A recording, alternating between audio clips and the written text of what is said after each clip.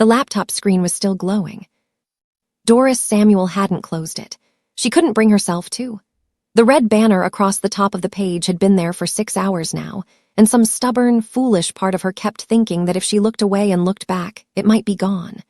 Account restricted, access temporarily suspended pending fraud review. The words sat there, patient and indifferent, the way bad news always is, like it had all the time in the world. She pressed refresh.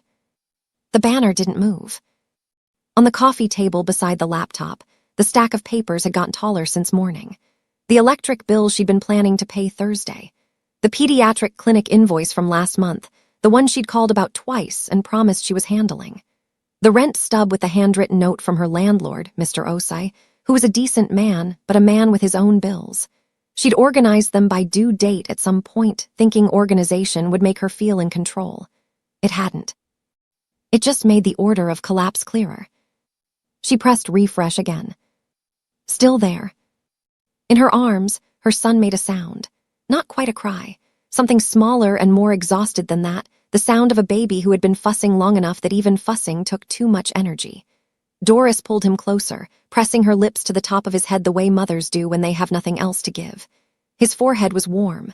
Not burning, not yet, but warm in that way that made the space behind her sternum go tight.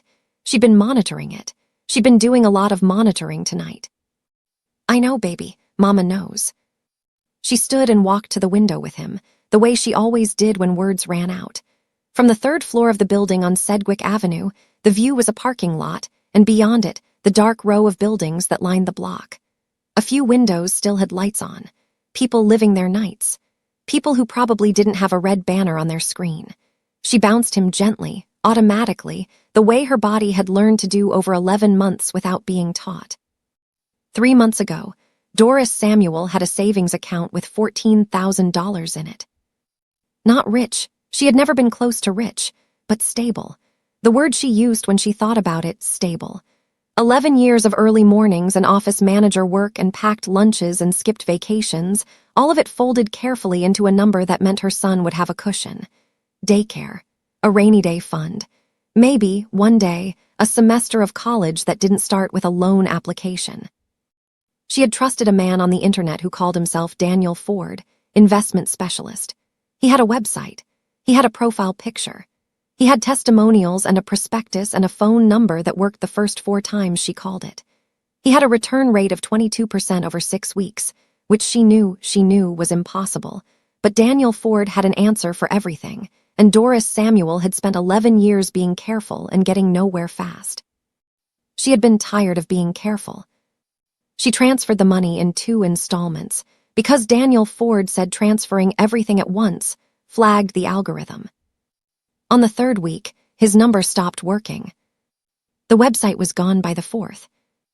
The bank's fraud team had been, in their words, extremely thorough enough to freeze everything, not just the investment account, but her primary checking, her linked savings, every card attached to her name while they completed their review. They could not give her a timeline. They were sorry for the inconvenience. There was an appeals process. Her son coughed. It started small, the way it always started, a little catch in his chest. Then again.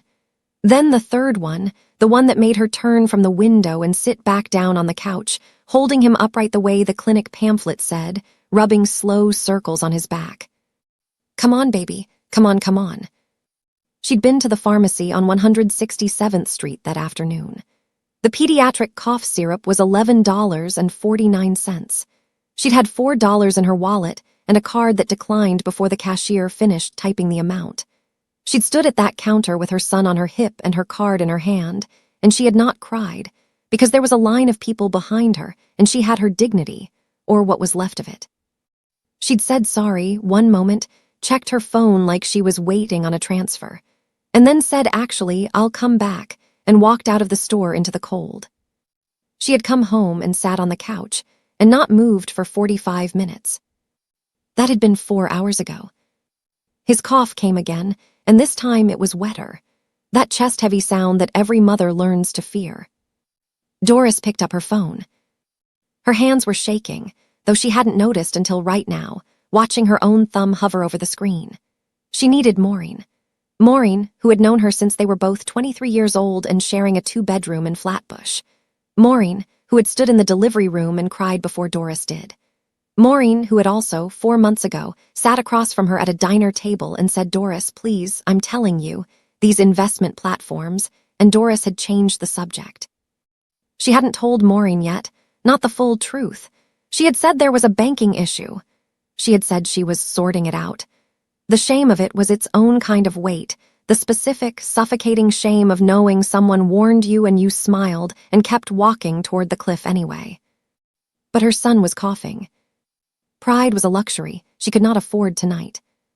She found Maureen's name in her recent contacts. There, second from the top, she'd texted her just last week, and she typed fast, the way you type when you're afraid that slowing down will make you stop. "Maureen, I know it's late and I'm so sorry. I need to ask you something and I need you not to judge me right now. My son won't stop coughing and my accounts are all frozen from that fraud situation I mentioned. I can't even get $10 for medicine. I don't know who else to call. Please, can you help me?" She hit send before she could read it back.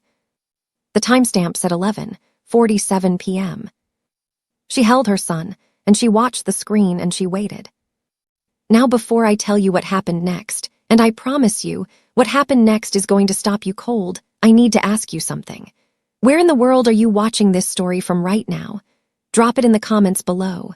Bronx, Lagos, Seoul, London. Wherever you are, I want to know because this story is for all of us.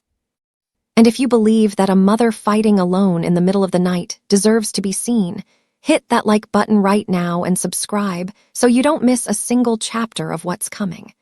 This one is going to move you. 47 floors above Midtown Manhattan, in a building whose address appeared on no public registry, HWA Dong-min stood at the floor-to-ceiling window of his office and looked at the city the way a man looks at something he owns without paperwork. The room behind him was not decorated to impress. It was decorated to communicate. Dark wood, clean lines, a single painting on the east wall that had no price tag because it had never been for sale. The desk held a laptop, 2 phones, 1 black, 1 silver, and a ceramic cup of tea that had gone cold an hour ago because the night had become complicated in the way that nights in his profession sometimes did. His lieutenants had left at 10. The building's other tenants did not know what his company on the 14th floor actually did. The security detail in the lobby were the only ones with that information, and they were paid generously for their selective memory. He was not a man who was often described as still. His associates used words like precise and controlled, and when they thought he couldn't hear, terrifying. But alone, at a window, in the last hour of a complicated night, Dong-min could be still. It was the one place he allowed it. His silver phone buzzed on the desk. He didn't look at it immediately. He had learned over 15 years that urgency was often theater. Real problems announced themselves with a second buzz, or a phone call, or the particular knock that his second-in-command, Yoon, used when something actually required his attention. The phone buzzed a second time. He crossed the room and picked it up. Unknown number, a message, not a call. He opened it. "Maureen, I know it's late and I'm so sorry. I need to ask you something and I need you not to judge me right now. My son won't stop coughing and my accounts are all frozen from that fraud situation I mentioned. I can't even get $10 for medicine. I don't know who else to call. Please, can you help me?" Dong-min read it once. Then again. He was a man whose work required him to assess information quickly and without sentiment. He was good at it. He read this message the way he read everything, scanning for the angle. The leverage, the ask beneath the ask. He'd been contacted in stranger ways, stranger requests. But this was not a contact. This was not a request. This was a wrong number. That much was clear immediately. The message had the specific grammar of desperation, the apologies stacked on top of apologies, the explanation rushing ahead of the question, the pleas at the end that didn't perform helplessness but actually was helpless. "My son won't stop coughing." He set the phone down. He walked back to the window. Somewhere below, in a burrow he could not see from here, a woman was holding a sick baby, and staring at a frozen bank account and waiting for a message back from a friend who was never going to receive it. Dong-min had grown up in a country where his father worked himself into an early grave for a company that couldn't recall his name at the funeral. He had spent the first 12 years of his life understanding exactly what it felt like when the systems that were supposed to protect you turned their face away. He had chosen the life he chose partly because of that understanding, and partly because of what it had done to something in him that never fully recovered. He did not consider himself a sentimental man, but he knew the difference between someone running a play and someone drowning. He picked up the silver phone. He typed, "This is not Maureen. You have the wrong number, but I read your message. How sick is your son?" He looked at what he'd typed. He sent it. And this is the moment this whole story turns. Because right now, on the other side of that burrow, Doris Samuel is staring at a response from a number she doesn't recognize, and what he says next is going to change everything. Stay with me, because in the next 2 minutes, she's going to have to make a decision. Close the message and pretend this never happened, or answer the stranger who just stepped out of the shadows. And the clock on that cough is already running. Don't go anywhere. Doris saw the typing bubble first. She sat forward, relief moving through her chest. Maureen, finally, Maureen, and then the message came in and it was wrong. The words were wrong. The tone was wrong. She checked the name at the top of the conversation and felt the floor drop out from under her. The contact wasn't labeled Maureen. It was labeled HWAD, M Building. She stared at it. She scrolled up through the thread, which was empty except for her message tonight, and she had absolutely no memory of how this contact had gotten into her phone, or who it belonged to, or what building it meant. A work contact from months ago, a neighbor, someone's referral that she'd saved and forgotten. Her phone held 340 contacts, and she had not audited them since the Obama administration. She read the message again. "This is not Maureen. You have the wrong number, but I read your message. How sick is your son?" Her son coughed. She closed her eyes for 1 second. Just one. The kind of second where you take stock of your actual options, and the actual options are, say nothing to a stranger and sit here until morning or answer. Her thumbs moved before the second was fully over. "He's 11 months, coughing all night. Chest sounds wet. I can't get medicine because my bank accounts are all frozen from a scam and I have $4 in cash. I'm sorry I texted the wrong number. I'm very sorry. You don't have to respond." She sent it and immediately felt the particular humiliation of having told a stranger the worst version of your life in 4 sentences. 3 dots appeared immediately. They disappeared. They came back. Address. 1 word, no punctuation, not a question. Doris's hands went very still. "What?" she typed. "Your address, I'm coming." She put the phone down on the couch cushion like it had burned her. She picked it up again. She typed, "I don't know who you are." The response came in 11 seconds. "No, but your son is sick and you have $4. I'll be there in 20 minutes. Address." And here is the thing about desperation that no one who hasn't lived it can fully understand. It has a physics to it.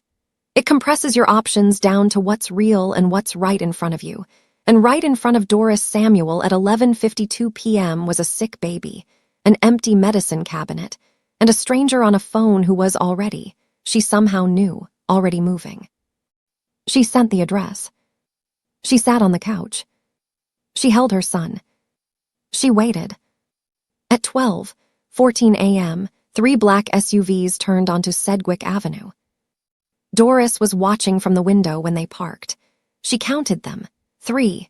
Not one car, 3. She watched the doors open and the men who stepped out, and then she watched the man who stepped out last from the middle vehicle, and she knew immediately, the way you know certain things without being able to explain why you know them, that he was the one who had texted her. He was tall, sharp-jawed, with the kind of stillness that doesn't come from calm but from control. A dark coat, no rush in his step. He looked up at the building the way someone looks at something they've already decided about. Her phone buzzed. Buzzer. She pressed it. She heard his footsteps on the stairs, unhurried, even, and then a knock at her door. Not loud, precise. She opened it. HWA Dongmin looked at her for a moment before he looked at the baby. Then he looked at the baby for a long moment. Then he held out a paper bag pharmacy logo, still stapled shut, and a coffee cup from the all-night place 2 blocks over that she hadn't even known was open this late. Pediatric cough syrup, he said. His English was clean, slightly formal, the English of someone who learned it on purpose. And the drops for the congestion. The pharmacist said both together are safe for his age. I told him 11 months. Doris did not move for a moment. You woke up a pharmacist, she said. I called ahead. She took the bag. He did not move to come inside. He stood in the doorway with his hands in his coat pockets, and there was something in his expression that was not pity. She was certain of that much, and she was grateful for it, but something more like recognition. The flat, steady look of someone taking in a situation they understand from the inside out. You said your accounts were frozen, he said, from a fraud. An online investment scam. Saying it out loud to a stranger, even now, still cost her something. I lost $14,000. The bank froze everything while they investigate, but they won't tell me how long. I can't access anything. His expression didn't change. What platform? He said. She blinked. What? The investment platform. What was it called? She told him. Something shifted in his eyes. Not surprise, exactly. More like a piece of information landing in a place where it suddenly had company. May I come in? He said. And this is the moment, the one I want you to hold on to, where Doris Samuel, who had been scammed by a stranger she trusted, who was holding a sick baby in a frozen apartment in the Bronx at midnight, who had every reason in the world to say no, thank you, good night, stepped back from the doorway and let him in. Not because she was foolish. Because she had learned, in the hardest way a person learns anything, that the dangerous strangers don't knock. Dangerous men, she had learned recently, did not announce themselves. They arrived slowly, in layers, wearing the face of help. Whatever this was, it wasn't that. But before we get to that knock on the door, before those headlights turn onto Sedgwick Avenue, I need to take you back. Because the question that's been sitting underneath this whole chapter is the one nobody's asked yet. How did HWA Dongmin end up in Doris Samuel's contacts in the first place? How does an office manager from the Bronx accidentally save the private number of a man whose name does not appear in any public record? Stay here. Because the answer to that is both simpler and stranger than you think, and it starts 4 months ago in a copy room on the 11th floor of a building in Midtown she no longer works at. Doris had been at Brennan and Lyle Property Management for 6 years when the firm landed the Kestrel Tower account. She was not involved in the account directly. She was an office manager. She handled vendor contracts, supply orders, the particular bureaucratic ecosystem that kept 11 floors of a mid-size firm functioning without anyone noticing how much invisible work that required. The Kestrel Tower deal happened above her pay grade. In conference rooms she was not invited to, between partners whose names were on the letterhead. What landed on her desk, 4 months ago on a Tuesday, was a vendor coordination sheet. The Kestrel Tower was a mixed-use property in Midtown, commercial on the lower floors, residential above. A new property management contract meant new vendor relationships, and new vendor relationships meant new contacts to log, verify, and file in the firm's shared system. This was Doris's work. She was meticulous about it. 6 years of meticulous had earned her 2 commendations and a reputation as the person you called when something had been filed wrong and you needed it found fast. The sheet had 14 vendors on it: HVAC, elevator maintenance, security consultation, building technology infrastructure. She had logged 12 of them from her desk, verified the contact information, sent the standard introduction emails. The 13th one was listed as HWD Consulting Group, Security and Infrastructure. Contact name, HWAD phone number. No email on file, with a note in the margin in her manager's handwriting. Direct mobile only, do not route through main line. She had logged it the way she logged everything: name, number, category, date. She had saved it to her phone the way she saved all active vendor contacts during a project cycle, because there were always last-minute calls, and she had learned not to be caught without a number when a partner needed one fast. She had never called it. The Kestrel Tower account had collapsed 6 weeks later, some dispute between the partners and the building's ownership group that Doris was not privy to and did not ask about. The account was closed. The vendor sheet was filed. Doris had moved on to the next coordination task on her list. She had never cleaned out her phone contacts. Nobody did. That was the ordinary, human, entirely mundane truth of it. Her phone held numbers from a dentist she'd stopped seeing in 2019, a plumber who'd retired, her son's former daycare coordinator who had moved to Atlanta. 340 contacts, accumulated over years of a life that kept adding people without subtracting them. HWAD, M building had sat in her recent contacts for 4 months, invisible, inert, until tonight, when she opened the list in a panic, thumb moving fast, eyes blurred from hours of crying, and tapped the name 2 slots above the one she meant. 1 contact above Maureen. 1 tap too high. That was the margin. The entire pivot point of what was about to happen to her life was the distance between one name and the next on a cracked phone screen. At 11:47 p.m. in a dark apartment, with a sick baby on her hip and $4 in her wallet. Some people later would call it fate. Doris was not a woman who used that word easily, but she would spend a long time thinking about the specific geometry of accident, how the things that change everything rarely announce themselves as significant, how they arrive disguised as mistakes. What she did not know, sitting on that couch watching the minutes move toward midnight, was what the name HWA Dongmin meant to the people who knew it. She did not know that the M building, note in her own handwriting, referred to the building on 52nd Street, where HWD Consulting Group kept an office that appeared, on paper, to provide legitimate security infrastructure services to commercial properties across the tri-state area. She did not know that the office was real, that the security contracts were real, and that behind them was a syndicate operation that had run Midtown's shadow economy with a precision that law enforcement had been trying to document for 9 years without sufficient success. She did not know that the man who had just asked for her address was described, in the circles that described such things, as someone who did not make impulsive decisions. Ever. She knew none of this. She knew her son's chest sounded wrong, and she had $4, and a stranger had said, "I'll be there in 20 minutes, with the confidence of someone accustomed to saying things they meant. He sat in her armchair. That was the first thing that struck her. Not the tattoos that climbed from his collar, not the coat that probably cost more than her monthly rent, not the 2 men she could see through the window, still standing beside the SUVs on the street below like decorative statues with earpieces.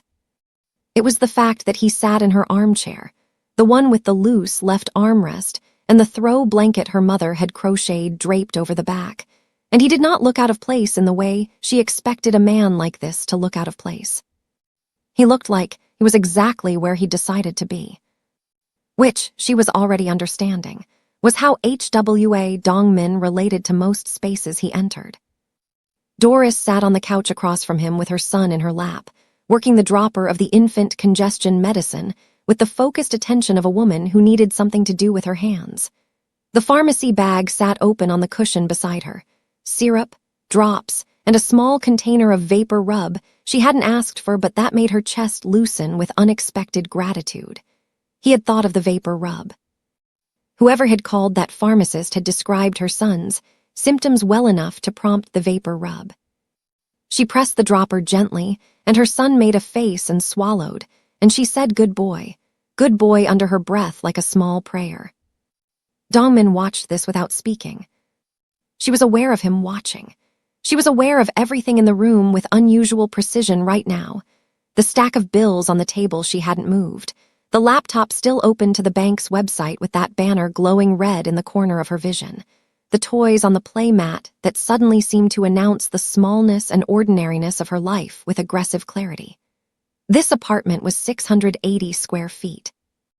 She knew that because she had measured it mentally many times, calculated whether a second bedroom was possible, where a proper desk might go, what it would take to make it feel like a home and not just a place she was passing through.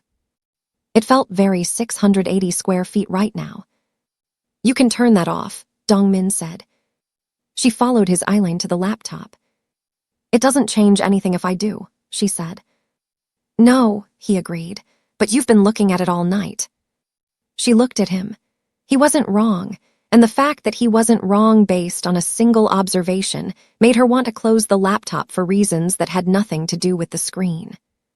She crossed the room and closed it. The red banner disappeared.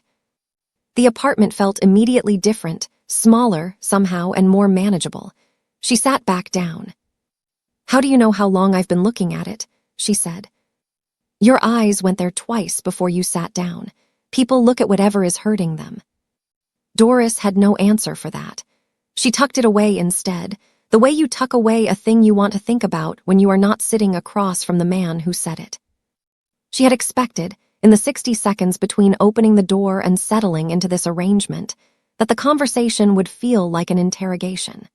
She had prepared for interrogation, the sequence of questions she'd need to answer, the order in which she'd need to deliver the facts of her situation in a way that made her sound competent despite the catastrophic evidence to the contrary spread across her coffee table. What she had not prepared for was the quality of his silence. Dongmin did not fill space with sound. Most people did nervous talk, filler questions, the social performance of attention. He simply waited, and his waiting was the kind that made you want to say the true thing because the false thing would be embarrassingly obvious in front of it. "The platform was called Meridian Wealth Partners," she said, not because he'd asked again, because the silence had made its case. "They had a website, reviews, a prospectus with charts." She heard herself and added, "I know how that sounds." "It sounds like a well-built operation," he said. "Not it sounds like you should have known better. Not the particular tonal architecture of sympathy that was really judgment with a softer roof. Just a well-built operation." Something in her sternum released a tension she hadn't known she was holding. "The man I dealt with called himself Daniel Ford," she continued. 6 weeks of calls. He had answers for everything. When I asked questions, he said good investors always asked questions. She paused. "He said that specifically. I remember it now and I want to," she stopped. "You want to go back and hear it differently," Dongmin said. "Yes." "You can't." "I know." So, he leaned forward, elbows on his knees, and she noticed his hands, steady, unhurried, a thin scar along the left knuckle she was not going to think about the origin of right now. "Tell me what happened to the account after." She told him, the transfer, the vanishing website, the bank's fraud team, Patricia from the Fraud Resolution Center and her 3 to 15 business days, the cascade of declined automatic payments, her electric, the clinic, the daycare invoice, the way the restriction hadn't just frozen her money but had frozen the entire functioning infrastructure of her daily life, like pulling one wire and watching a whole board go dark. He listened to all of it. He did not interrupt once. When she finished, the apartment was quiet except for her son's breathing, which had eased in the last 20 minutes, the syrup working, the vapor rub doing its quiet work. He had fallen into a heavier sleep against her chest, and she was afraid to move in case it broke. Dongmin said, "Meridian Wealth Partners." "Not a question, the way you say a name when you're placing it." "You know it," Doris said. "I know what's behind it." He sat back. "And you're not the only one it's touched. Stay right here. Don't move. Because what he's about to tell her is going to reframe everything, not just her $14,000, not just the frozen account, but the entire architecture of what happened to her and why she could never have seen it coming alone. But first I need you to understand something about the room she's sitting in right now and what it costs a woman like Doris Samuel to still be in her seat. We'll be right back in that apartment in 60 seconds. Stay with this story." She should have been more frightened. She understood that intellectually. The men downstairs, the coat, the way he'd arrived at midnight in a formation rather than alone. The way people arrived when alone was not a concept that applied to their life. the scar on his knuckle. The phone calls she could occasionally hear him making in Korean when she'd stepped into the kitchen to get a glass of water, his voice dropping an octave into something that required no translation to identify as authority. She was not more frightened. She was trying to work out why. Part of it was her son, sleeping now, chest moving evenly, color slightly better. The syrup had done in 20 minutes what her $4 could not do all night, and whatever else was true about the man sitting in her armchair, that was also true. You could not be entirely terrified of someone who had called a pharmacist at midnight on behalf of a child he'd never met. Part of it was something harder to name, the quality he carried.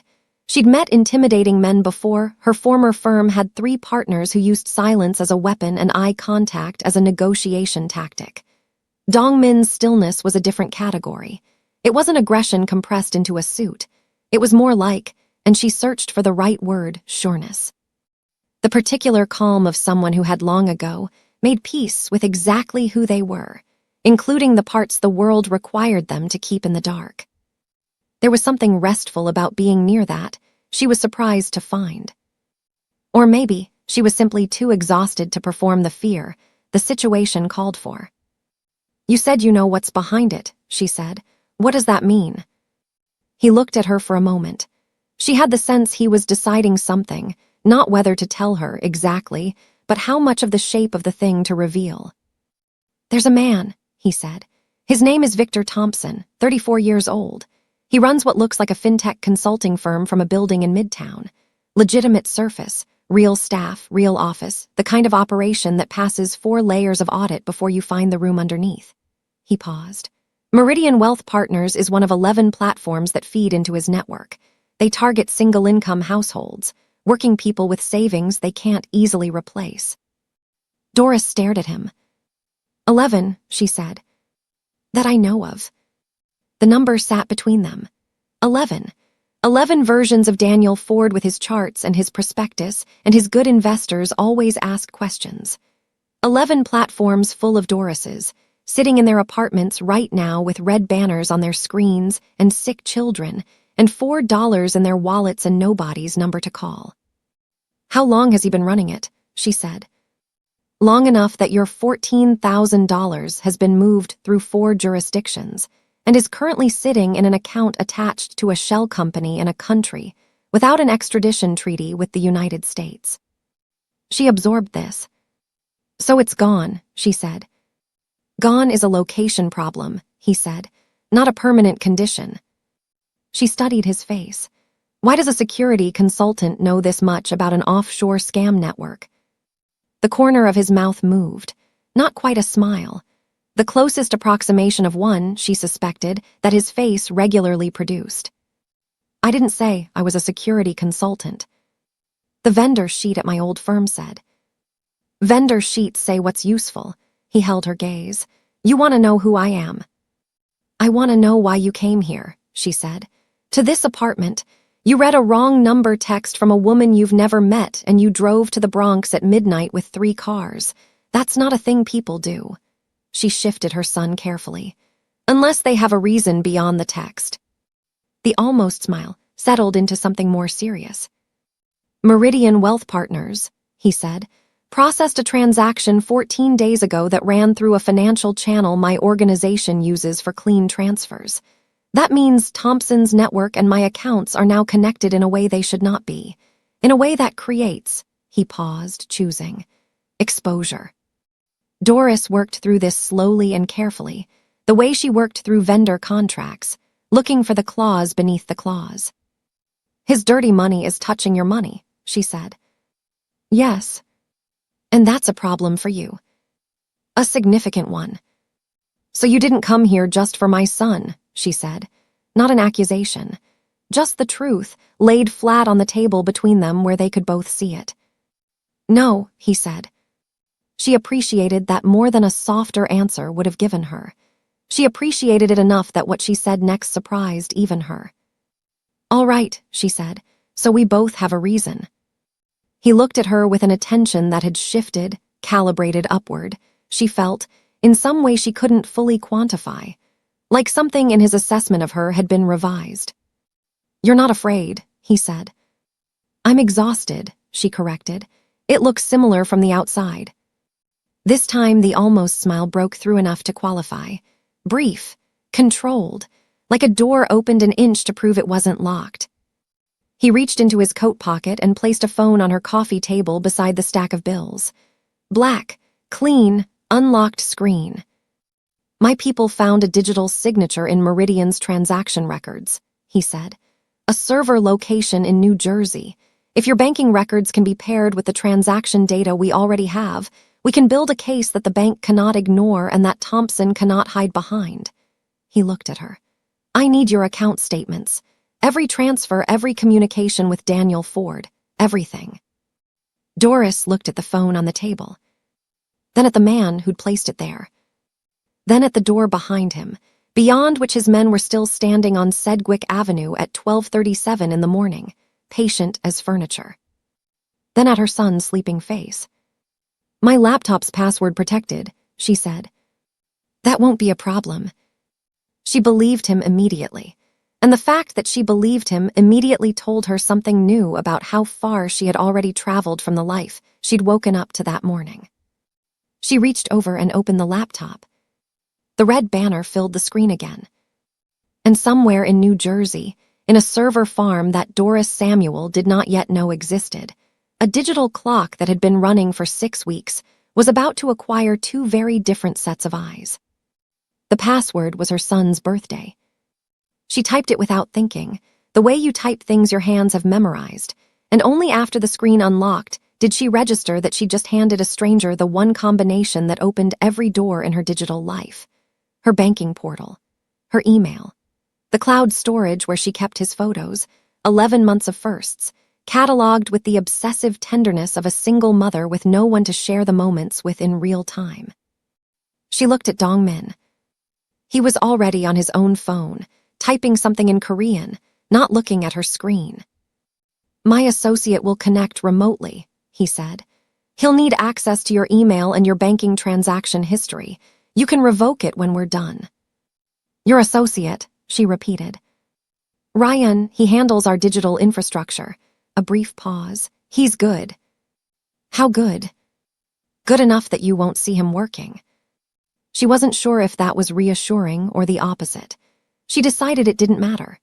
She turned the laptop to face the center of the table, the angle where they could both see it, and she folded her hands in her lap and made herself sit with the particular discomfort of having her private disaster witnessed by someone whose opinion of it she couldn't predict. The screen flickered once. A remote access indicator appeared in the corner, a small eye-shaped icon she'd never seen before, blinking steadily.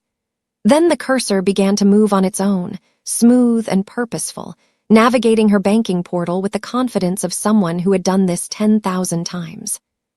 She watched her own financial life scroll, past under someone else's direction. Tell me how it started, Dongmin said. He was still looking at his phone. The question came out the way he seemed to do most things, without ceremony, without the softening preamble people usually applied to hard questions. Just the question, clean, placed in front of her. Doris looked at her hands. LinkedIn, she said. She had been on the platform to update her resume. That was all. A Sunday afternoon in September, her son down for his nap, a cup of coffee she'd reheated twice. She'd been meaning to refresh her profile for months, the kind of task that lived permanently on the list of things she'd get to when work slowed down. Work never slowed down. She'd gotten to it anyway. The connection request from Daniel Ford came in while she was still on the page. Investment specialist helping professionals build generational wealth. 14 mutual connections. A profile photo, clean-shaven, mid-40s, the kind of unremarkable corporate face that implied trustworthiness through sheer blandness. He had 847 followers and a blue verification badge she did not know at the time could be purchased. She'd accepted the request because 14 mutual connections meant someone she respected had already vouched for his existence. The message came 3 days later. Not a pitch. She would have spotted a pitch.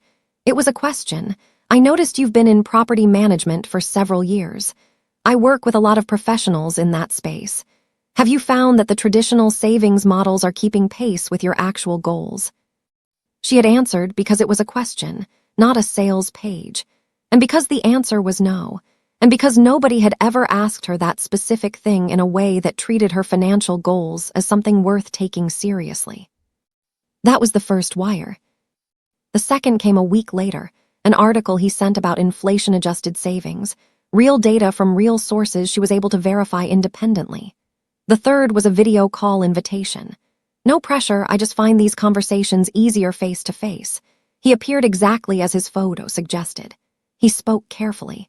He listened more than he talked. When she expressed skepticism about return rates, he said, "Healthy skepticism is exactly what protects investors. The people who lose money are the ones who don't ask these questions." She told Dong-min all of this. She told it in the order it happened, because the order was important. Each step had felt reasonable in the context of the step before it, which was the whole architecture of the thing. You couldn't extract the moment of stupidity because there wasn't one. There was only a sequence of reasonable-seeming decisions that only revealed their shape when you looked at them from the end. She had not told this story out loud before. Not completely. She'd given Patricia at the Fraud Resolution Center the dates and amounts, the transactional skeleton. She hadn't told anyone the texture of it, the Sunday afternoon and the reheated coffee and the 14 mutual connections, and the way Daniel Ford had looked at her through a laptop screen like her financial future was something worth protecting. Dong-min listened to all of it without shifting his expression.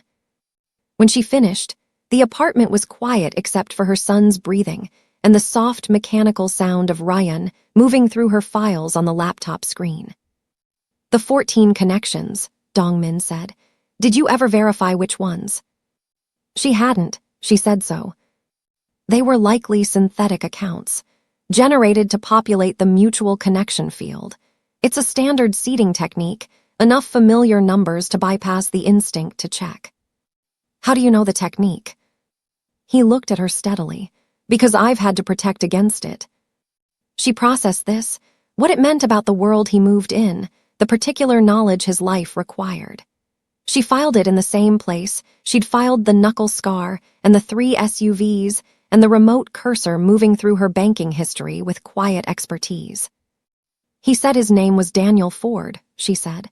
"Is that a rotation name? Thompson's operation uses a pool of them. The profile photo was generated." He paused. "There is no Daniel Ford." Something she'd been keeping at arm's length moved closer. The specific grief of learning that the person who took something from you was not even a real person. That you had given trust to a constructed fiction, which meant there was no face to attach the loss to, no person to be angry at in the clean, focused way that anger wanted to work. "There's no one to report," she said. "There's the network," he said. "That's what's real. Thompson is real, the servers are real." He nodded toward the laptop. "Ryan." The cursor had stopped. "Don't go anywhere." Because what Ryan just found in her transaction records is the thread that connects Doris Samuel's $14,000 to something much larger than one woman's savings account. And once Dong-min sees it, the calculation of why he came here tonight is going to change in a way that raises the stakes for everyone in this room. Stay with me. The laptop screen shifted. Her banking portal minimized and a new window opened. A split display Doris didn't recognize. Transaction strings running in columns she couldn't parse, timestamps and routing numbers and strings of digits that moved too fast to follow. Then it stopped. A single line highlighted in yellow. Dong-min leaned forward. The first time he'd moved toward the table with any urgency. He studied the screen for a long moment, and Doris watched his face, and his face told her something had just become more complicated. "Read me the routing number and the highlighted line," he said. She leaned in and read it aloud. He was already typing on his own phone before she finished. A response came back in seconds. She could see the screen light pulse from across the table. He read it. He set the phone down with a deliberateness that was different from his usual stillness, more contained, the way someone sets something down when they need their hands free to think. "What is it?" she said. "The transfer from your account on October 14th. He turned the laptop slightly toward her. It was routed through a clearinghouse in the Cayman Islands before dispersal. The clearinghouse number matches a channel my organization identified 6 weeks ago in a separate context. He met her eyes. The same channel Thompson used to push his proceeds into my clean accounts. Doris looked at the highlighted line. So my transfer and your accounts passed through the same point, she said. The same node, on dates 11 days apart. She understood numbers. She had managed vendor budgets and operational costs for 6 years. She understood what it meant when 2 separate financial flows touched the same infrastructure. That means if anyone is tracing Thompson's network and they pull that clearinghouse data. My organization appears in proximity to a fraud operation, he said. Yes. That's why you came, she said. Not accusation, accounting. That's why I came tonight, he said. Why I'm still here is a different answer. She looked at him. He didn't elaborate, and she found she didn't push, partly because she wasn't sure she was ready for that answer, and partly because the laptop screen had shifted again, and Ryan had dropped a new file into a shared window. A document, dense with transaction records, that had a red-flagged entry at the top. First breadcrumb identified. Origination IP, Newark, NJ. Server cluster registered to a shell entity, Crestfield Digital Solutions, LLC. Reg. Date, 14 months ago. Directors, listed as deceased. She read it twice. The server that processed my transfer is in Newark. Registered to dead people, Dongmin said, and there was something in his voice that was not quite contempt and not quite admiration and occupied the precise space between them. Thompson is careful. But not careful enough, she said. If Ryan found it. Finding it and moving on it are 2 different distances. He reached forward and scrolled the document himself, and she noticed again the quality of focus he brought, not the restless scanning of someone overwhelmed by information, but the targeted extraction of someone who knew exactly what they were looking for.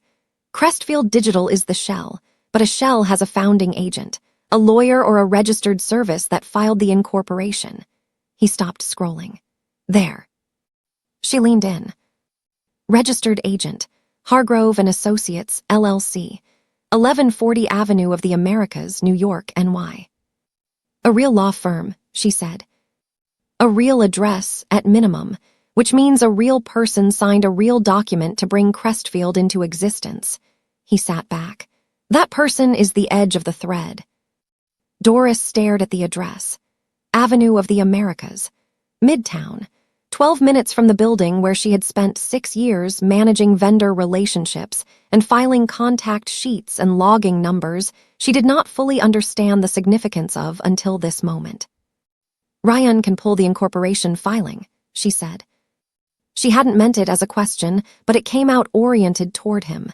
He looked at her with that calibrated attention again, the upward revision.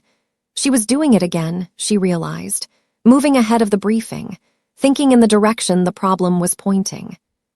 Already requested, he said. We'll have it within the hour. The laptop screen pulsed. Ryan again.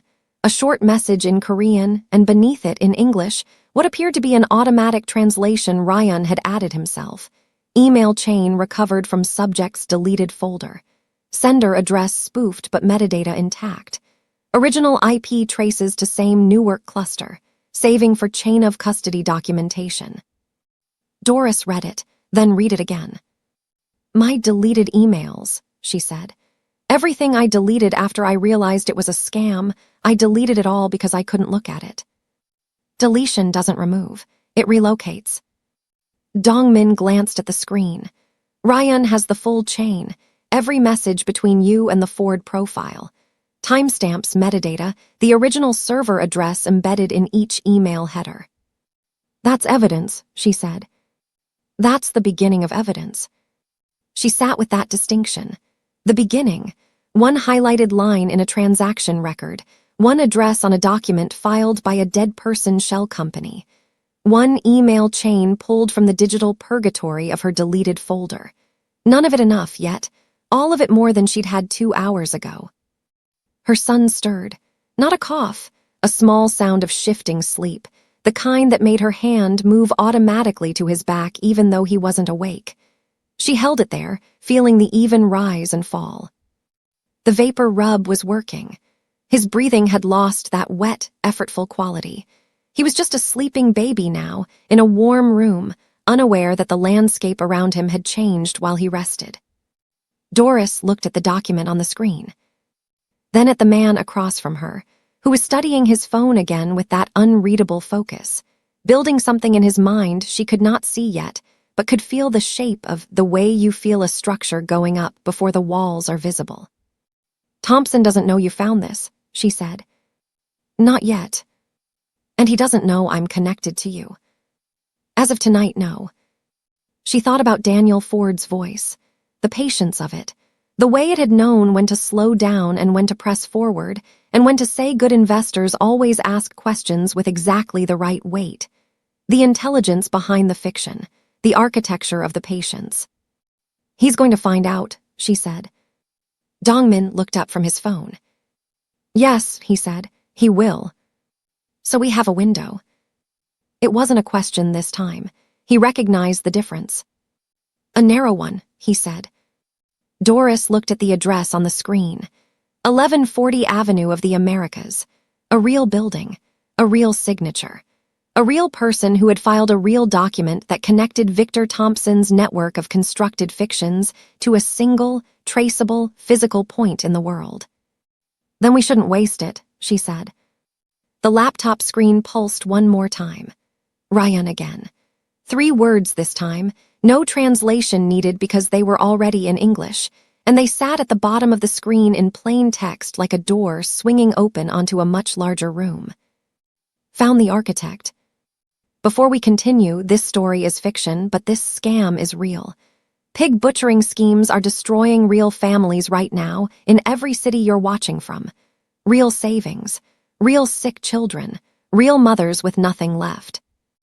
And if you're running something like what Thompson runs in this story, hear this. The money you take lands on a specific person. It is someone's last $4, someone's declined card at a pharmacy counter. You are smarter than that. Every skill you're using to deceive people can build something legitimate instead. Something that doesn't require a victim to exist. Choose to build. And if you've been scammed, report it at Report Fraud. FTC, Gov, or Ike3. Gov, your report is someone else's breadcrumb." Now back to Doris. The branch opened at 9. Doris knew this because she had called the automated line at 7:43, while her son ate breakfast in his high chair and Dongmin's men sat in the SUVs on the street below, engines off, patient as stone. She had not slept. She didn't think Dongmin had either, though she couldn't be certain. At some point between 2 and 4 in the morning, she had moved to the bedroom to feed her son and returned to find him exactly where she'd left him, in her armchair, phone in hand, the laptop open to Ryan's growing document. He had the quality of someone for whom rest was a scheduling decision rather than a biological requirement. She had changed into the gray blazer she wore to serious appointments, pressed slacks, the small gold earrings her mother had given her. She stood in the bathroom mirror and looked at herself, the red rims still faintly visible around her eyes, the particular thinness her face got when she hadn't eaten properly in 2 days, and she made a decision about her expression. Composed, not defeated. Composed was something she could manufacture even when it wasn't true. When she came back to the living room, Dongmin looked at her and said nothing. She took that as approval, which she suspected was exactly what he intended. Her neighbor, Mrs. Edna from 3B, had agreed to watch her son for the morning. She was 71 and had watched him before and asked no questions about the vehicles outside, which Doris appreciated more than she could express. She'd kissed her son's forehead in the hallway, felt his temperature, normal, mercifully normal, and told herself the look he gave her as Mrs. Edna carried him inside was curiosity and not reproach. She met Dongmin at the bottom of the stairs. "You don't have to come in," she said. "I know," he said and moved toward the car. The branch was on Jerome Avenue, 20 minutes by car, less than 5 with the particular efficiency of Dongmin's driver, who navigated traffic with the quiet authority of someone who had never once been late. Doris sat in the back seat and held her folder printed bank statements, the fraud report she'd filed online, the reference number Patricia had given her, the beginnings of Ryan's documentation that Dongmin had printed from the laptop before they left. Clean pages, organized. The same instinct that had made her straighten the couch cushions before an uninvited guest arrived. She went through the sequence in her mind, what she would say, what she would ask for. She had done this before the particular preparation of a black woman walking into an institution with a legitimate grievance, knowing that legitimacy alone was never the whole argument. You brought documentation. You brought composure. You used precise language. You did not let them make your emotion the subject of the conversation instead of your case. "The woman I need to see is named Maureen," she said. "My best friend. She works in the fraud resolution department at this branch." "You haven't told her the full situation," Dongmin said. It wasn't a question. "No. She'll need to hear it today." "I know." Outside the window, the Bronx moved past in its morning configuration. Bodegas pulling up their gates, school buses making their slow, deliberate progress, a man arranging fruit outside a market with geometric precision. The ordinary machinery of a borough continuing without concern for her particular crisis. "She warned me," Doris said, "about investment platforms. 4 months ago she sent me an article." Dongmin said nothing. "I didn't read it," she said. "I'm telling you because she knows I didn't read it, and that's going to be in the room with us." "Then address it first," he said, "before she can decide whether to make it relevant." Doris looked at him. "You've navigated difficult conversations before." "Most of my conversations are difficult." She believed that entirely. The branch had the specific aesthetic of a bank that had been renovated recently enough to feel modern, but not recently enough to feel new. Glass partitions, low chairs in corporate gray, the faint smell of recycled air and carpet cleaner. A security guard near the door, 3 tellers behind a counter. A row of offices along the back wall with frosted glass and name plaques she could read from the entrance. Maureen Addisa, fraud resolution specialist. 3rd office from the left. Doris clocked it before the door had fully closed behind her. Dongmin stood beside her at the entrance. He had worn a different coat today, charcoal, clean lines, nothing that announced itself. He looked, at first assessment, like an attorney, or the kind of executive who kept attorneys on retainer. The security guard's eyes moved to him and then moved away in the specific manner of someone who has decided, on instinct, not to establish a confrontation. "I'll go in first," Doris said. "Alone, give me 5 minutes with her before you come." He considered this. 5 minutes.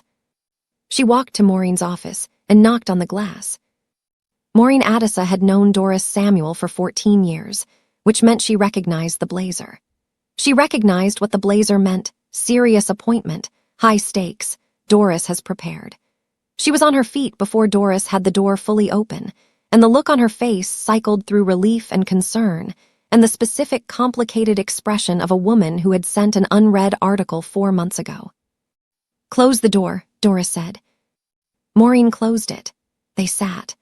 Doris put the folder on the desk between them and told Maureen everything. The same sequence she had told Dongmin, but different in texture because this was Maureen, who had her in the delivery room, who knew what it had taken to save that $14,000 in the first place. The Sunday afternoon and the LinkedIn connection and the 14 mutual contacts and Daniel Ford's careful, patient voice. She told it without performance, without the composure she'd manufactured in the bathroom mirror, because Maureen would see through that anyway, and the truth was faster. When she finished, Maureen's hands were flat on the desk. "Doris, I know. I sent you." "I know, Maureen, I know." She held her friend's eyes. "I'm not here for that conversation. I'm here because my son's medicine cost $11.49 last night and I couldn't pay for it, and I need you to tell me what it takes to get the restriction lifted." Maureen's jaw tightened, not at Doris. Doris could read the difference. At the situation. At the particular helplessness of being the person inside the institution that was failing her friend. "The fraud review requires a case number from an active law enforcement investigation," she said, or documented evidence that the transfer was coerced or unauthorized. The system won't accept a self-reported claim alone. I've tried to flag accounts for expedited review before and been overruled by the automated compliance protocol. She shook her head. My hands are tied without documentation that the system recognizes. I have documentation, Doris said. She opened the folder. Stay right here, because Maureen is about to look at Ryan's transaction analysis and realize that the documentation Doris brought is more substantial than anything the bank's own fraud team has produced. And the question of where it came from is going to land in the room like a stone in still water. And that is exactly when the door opens. Don't move. Maureen read slowly.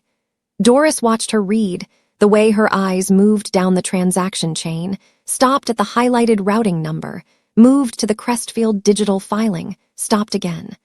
The small furrow between her brows that meant she was cross-referencing something internally. This routing number, Maureen said. This clearinghouse in the Cayman Islands. Yes. We have 2 other accounts in this branch that were flagged in the last 60 days with transfers through the same clearinghouse. She looked up. 2 other customers, same restriction notice. Doris felt something move in her chest, not relief, not yet, but the first structural suggestion of it. Same platform. Different platform names, but same underlying routing. Maureen set the papers down. Doris, where did you get this analysis? This level of transaction forensics, this isn't something the bank's fraud team has produced yet. They've had 60 days and they haven't found the clearinghouse connection. Doris opened her mouth. The office door opened. Dong-min stepped in with the unhurried ease of a man entering a room he has already decided belongs to him for the duration of his stay. He looked at Maureen with the same quality of attention he brought to everything, direct, complete, not unkind, but not warm either. Simply present in the way that required a response. Maureen looked at Doris. Maureen, Doris said carefully, this is the associate who helped me compile the documentation. A beat of silence in which Maureen made several rapid assessments that Doris could track across her face like weather. You're not an attorney, Maureen said to Dong-min. No, he said pleasantly. And you're not law enforcement. No. Then I'm not sure I can. The documentation is valid regardless of its source, he said. He sat down in the chair beside Doris without being invited, which somehow did not read as rudeness, but as efficiency. The routing number, the clearinghouse, the shell incorporation, all of it is verifiable through public filings and transaction metadata that your compliance team can independently confirm. The origin of the analysis doesn't change what the analysis shows. Maureen looked at the papers again. There are 2 other accounts, Doris said quietly. You just said so. 2 other customers with the same clearinghouse in their transaction chain. That's confidential. Maureen, just her name, 14 years of friendship in 2 syllables. If you pull those 2 accounts and run them against this routing number, you have a pattern, a documented pattern across multiple customers. That's not a self-reported claim. That's institutional evidence. Maureen sat very still. Dong-min said nothing. He had the capacity, Doris was learning, to weaponize silence in a specific way, not as pressure exactly, but as space in which the other person heard their own hesitation more clearly. He let Maureen's hesitation fill the room until it became uncomfortable not for him, but for her. The compliance protocol has a multi-account exception, Maureen said finally, not to Dong-min but to Doris. If 3 or more accounts show linked transaction signatures, the review can be escalated to the regional fraud director and the automated hold can be suspended pending that escalation. She paused. Suspended, not lifted. You'd have partial access within 48 hours. Partial meaning what? Doris said. Checking and debit. Savings would remain under review until the escalation is resolved. Checking and debit. Her regular account. Enough for medicine. Enough for the electric bill. Enough to stop the cascade of automated failures that had been piling up since yesterday morning. Do the 3rd account comparison, Dong-min said. His voice was even, almost conversational, but it occupied the room differently than conversation. "Today, before the branch closes." Maureen looked at him directly for the first time since he'd sat down, the look of a person deciding something. "I could lose my job for expediting this outside the standard process," she said. "You could," he agreed. "You could also be the fraud specialist who identified a multi-account scheme that your regional team missed for 60 days. He held her gaze. "Documentation of that finding would support your professional judgment, not undermine it." The thing about quiet intimidation, Doris was understanding, was that it didn't threaten. It simply arranged the existing facts into a formation where the other person could see their own interest more clearly. Dongmin had not implied anything about Maureen's job security or her choices. He had simply put the situation in better light. Maureen looked at Doris. "You should have called me," she said, and then, before Doris could answer, "I'll pull the accounts." She turned to her computer. Dongmin stood. He moved to the window of the office and stood with his back partially to the room, giving Maureen the professional privacy of working without being watched, which Doris recognized as another calibration, the removal of pressure at exactly the right moment. She watched Maureen's fingers move across the keyboard. Account numbers, transaction histories, the routing string from Ryan's document, typed in manually, cross-referenced against the branch's own records. Maureen stopped typing. She leaned closer to her screen. "3 accounts," she said. Her voice had changed, flattened into the register of professional alarm. "Yours and 2 others, same clearinghouse, same 11-day transfer window." She scrolled. "And there's a 4th, flagged last week. I didn't have it when I processed your restriction, it came in after." Doris looked at Dongmin's back. He turned. "4 accounts," Maureen said, "means this qualifies for immediate escalation to the regional director under the institutional fraud protocol. That's not my discretion anymore, that's mandatory reporting." She looked at Doris. "I'm going to make the call right now, today." "And the partial access suspension," Doris said, "goes into effect the moment I file the escalation form, which I'm doing." Maureen was already typing. "Right now." The room held a breath. Doris looked at the folder on the desk. The papers she'd organized by the light of a laptop screen at 2 in the morning, in a 680-square-foot apartment in the Bronx, with a mob boss in her armchair and a sick baby in the next room, and $4 in her wallet and a red banner that had told her she didn't exist to her own bank. Her phone buzzed. She looked at the screen. A banking notification, not the red banner. A different message in plain text, no color. "Account status update. Partial access suspension initiated. Checking account access restored. Please allow 24 hours for full processing." She read it twice. Then she looked up at Maureen, who was still typing, jaw set, professional and precise, and quietly furious on her behalf in the way that old friends were furious, contained, directed, useful. Then she looked at Dongmin. His expression had not changed, but his eyes had moved to his phone, and whatever he was reading there had produced the almost smile, that controlled, door-cracked-an-inch expression she was beginning to understand was reserved for moments when something was proceeding exactly as he'd expected it to. "Ryan," she said quietly. "The incorporation filing came through," he said. "Hargrove and Associates." He looked up. "The attorney who registered Crestfield Digital Solutions is still practicing. Office on 48th Street. He paused. "He filed 4 other shell companies in the last 18 months, all dormant, all with the same registered agent signature. 4 shells, 1 attorney. 1 signature repeated across the architecture of Thompson's network like a name written in invisible ink that only appeared under the right light." "That's not a breadcrumb," Doris said. "No," Dongmin said. "That's a door."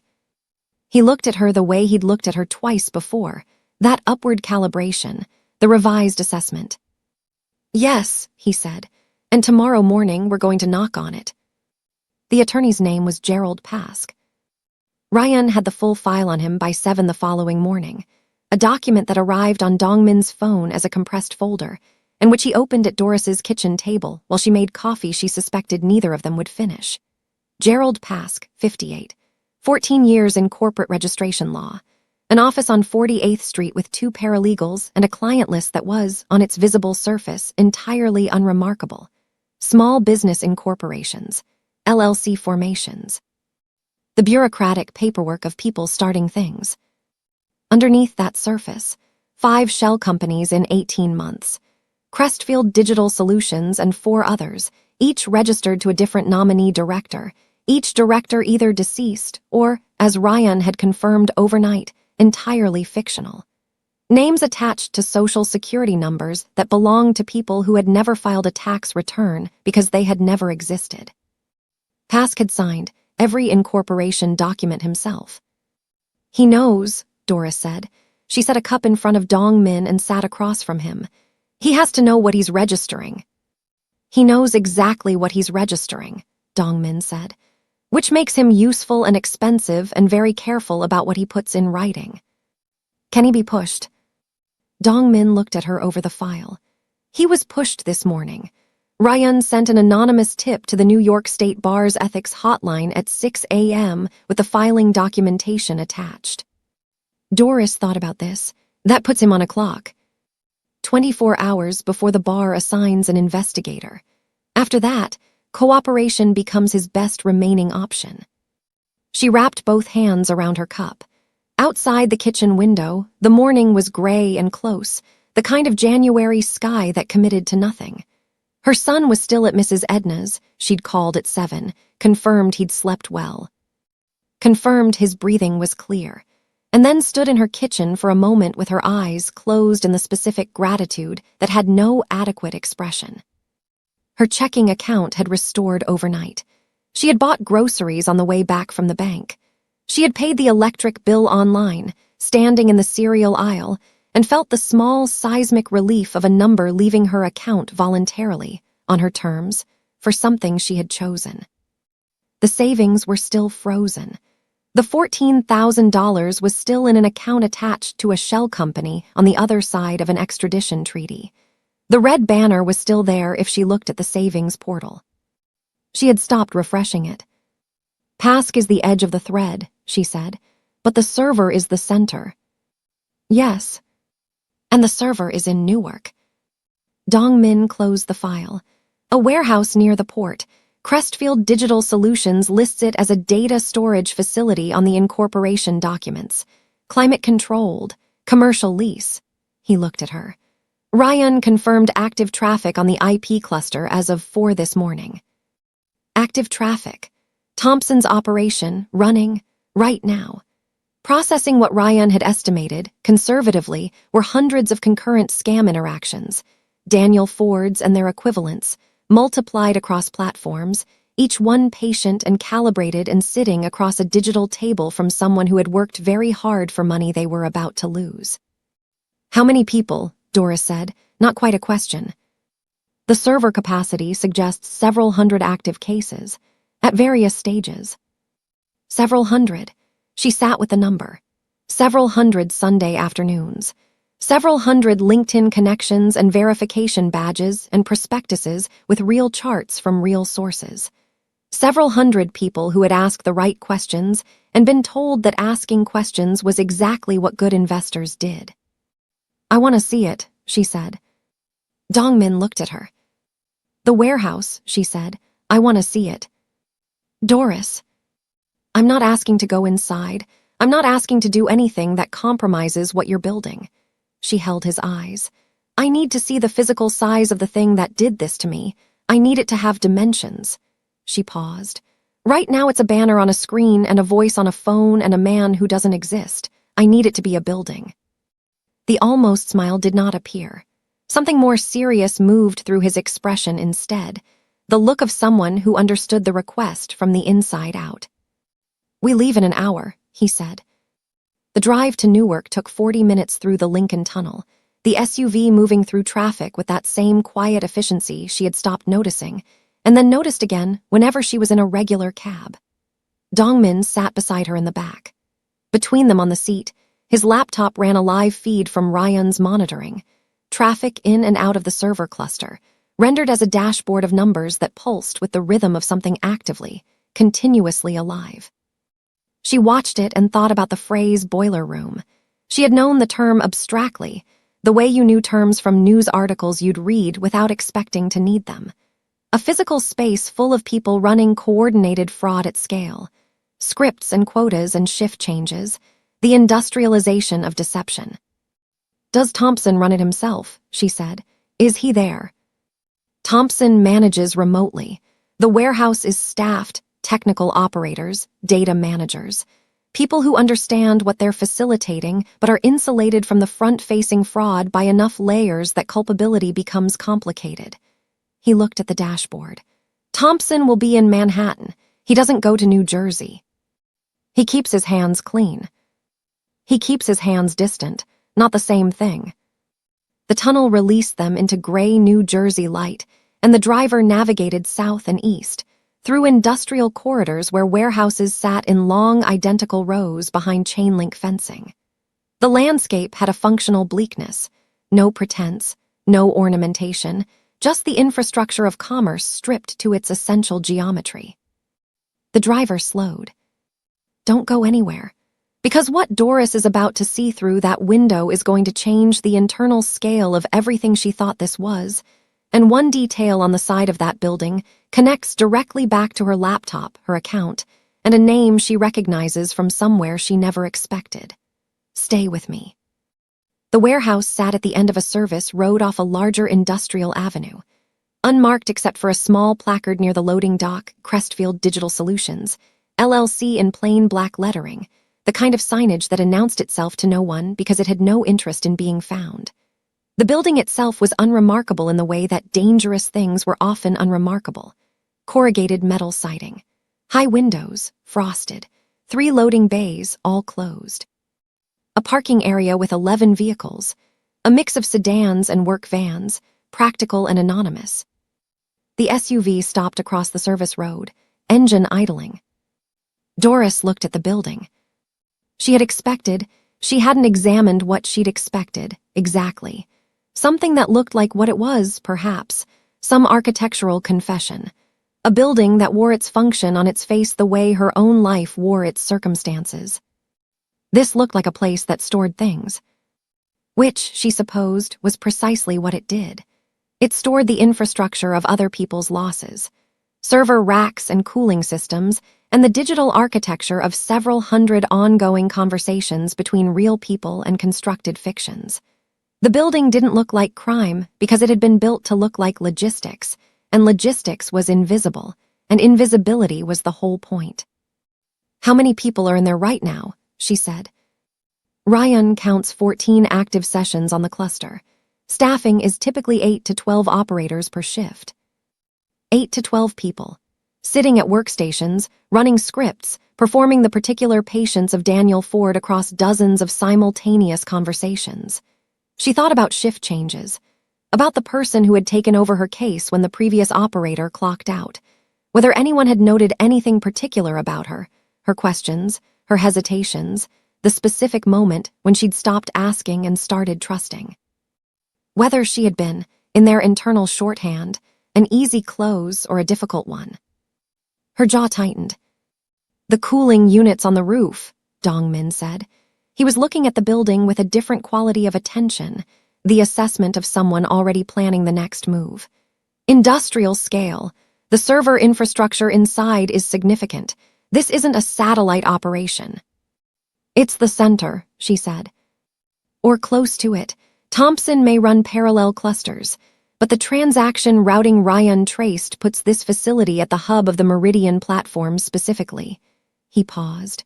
"Your platform." "Your platform." The phrase landed with unexpected weight, as if the thing that had taken everything from her had a proprietary relationship to her specifically. As if she and this building had been in a relationship she hadn't consented to, hadn't known about, hadn't been given the vocabulary to describe until right now. She looked at the parking area, the 11 vehicles. The van nearest the loading dock had a faded logo on the side, a generic data services company, name too worn to read fully. The kind of van that moved equipment through cities without anyone looking twice. Then she looked at the placard, by the loading dock again. Crestfield Digital Solutions, LLC. And beneath it, in smaller lettering she hadn't caught on first reading, a secondary line. A compliance notice, the kind commercial facilities were required to post. She leaned forward slightly, reading through the windshield. Facility managed under commercial lease agreement. Leaseholder of record, KMV Property Holdings. She read it again. Dongmin. He followed her eyeline. A pause, brief but complete. The pause of a man whose internal processor had just flagged something. KMV Property Holdings, she said. That's a property management entity. Yes. Brennan and Lyle manage properties under subsidiary holding names. Her voice was very even. I processed vendor contracts for subsidiary properties for 6 years. KMV was, I filed a coordination sheet for a KMV-held property in my last quarter, before the account collapsed. He turned to look at her fully. The Kestrel Tower account, she said, the one that had brought HWD Consulting, his entry, into her contact list in the first place. The ownership dispute that killed the contract, the building's ownership group. She looked at him. Was the ownership group KMV? The pause this time was longer. I need to call Ryan, he said. He was already dialing. The conversation was in Korean, brief and precise. And she didn't need to understand the words, because his face told her everything. The stillness deepening into something more concentrated. The expression of a man watching a map rearrange itself into a shape he hadn't anticipated. He ended the call. KMV Property Holdings, he said, is registered to a parent entity in Delaware. The parent entity shares a registered agent with 2 of PASC's other shell companies. He met her eyes. Thompson owns the building that houses his own server farm through a chain of shells that roots back through the same attorney who incorporated Crestfield. He's the landlord and the tenant, Doris said. Which means the lease payments are internal transfers, moving money between his own entities. He looked at the building. That's not just fraud infrastructure, that's money laundering architecture. And my firm almost signed a property management contract with one of his shells, she said. 6 months ago, before the account collapsed. Kestrel Tower's ownership dispute, Dongmin said slowly, may not have been a dispute. He looked at her. It may have been Thompson pulling the property out of a contract that was about to create documented connections between his real estate holdings and a legitimate firm's vendor records. Doris stared at the building. The geometry of it was becoming visible now, the full shape of what Thompson had built. Not just the scam platforms, not just the server farm. A whole parallel infrastructure of shells and leases and registered agents and property holdings, all of it interlocking. All of it generating legitimate-looking paper trails that led nowhere until you had the right thread and pulled. She had been the right thread. She had walked into it 4 months ago on a Sunday afternoon with a reheated cup of coffee and a LinkedIn page. And the same network that had taken her $14,000 had also, 6 months before that, reached toward the firm she worked for through a property management deal that collapsed before it could leave fingerprints. Her, and then her firm, and somewhere beneath all of it, Dongmin's accounts, touched by the same clearinghouse, the same 11-day window. Thompson had not targeted Doris Samuel specifically, but the architecture of what he'd built had touched her life in 3 separate places before she'd ever typed Daniel Ford's name into a search bar. He's been in my life longer than I knew, she said. Dongmin looked at the building one more time. The flat, complete look of a decision being made. Ryan can map the full shell chain from the lease records, he said. If KMV connects back to the Delaware parent through PASC's signature, we have a documented line from Thompson's name to this building. He reached forward and said something to the driver in Korean. The SUV didn't move. What are you waiting for? Doris said. He nodded toward the loading dock. She looked. The side door of the warehouse had opened. A man stepped out, young, unremarkable, carrying a laptop bag with the distracted ease of someone on a break. He stood in the cold, phone to his ear, back partially to them. "That's the third time he stepped out in 40 minutes, Dongmin said. "Same door, same bag." Ryan's been watching the exterior feed. "Since we parked." He looked at his phone. A message had come through. He read it and his jaw shifted the smallest possible movement, but she caught it. "What does it say?" she said. He turned the phone toward her. Ryan's message was 4 lines. She read it once and then she read it again, and the second time it rearranged something in her understanding of the entire situation. The man by the loading dock was not a technical operator. According to Ryan's facial recognition cross-reference, against the professional database Dongmin's organization maintained, the man with the laptop bag stepping out for his third break in 40 minutes was a licensed financial compliance officer. His name was on public record. He worked, officially, for a fintech consulting firm in Midtown. The firm's registered address was the same building as Victor Thompson's office. He wasn't on a break. He was making a call he didn't want recorded inside. And whatever he was saying into that phone, he had just looked up from his conversation and directly at the black SUV parked across the service road, with the particular alertness of someone who had noticed something they didn't expect. "He's seen us," Dora said. "Yes," Dongmin said. The man held the eye contact for 3 seconds.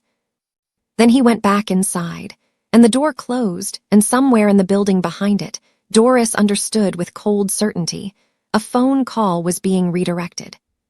To Thompson.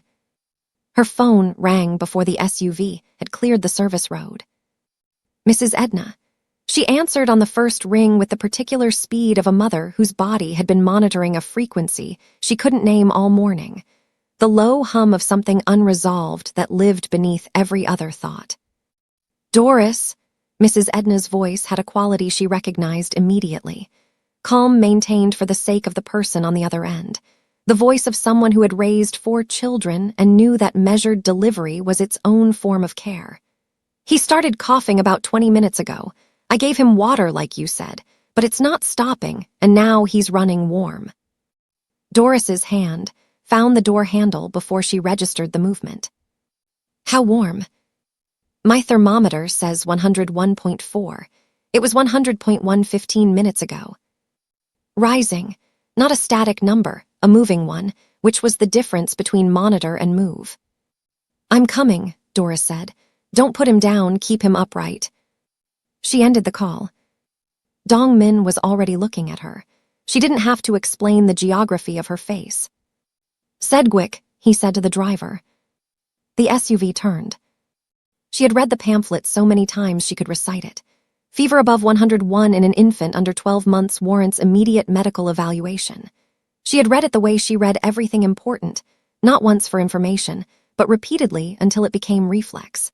She had thought, in the abstract way that parents thought about worst-case scenarios before they arrived, that she would be calm when the number crossed that threshold, that the preparation would convert smoothly into action.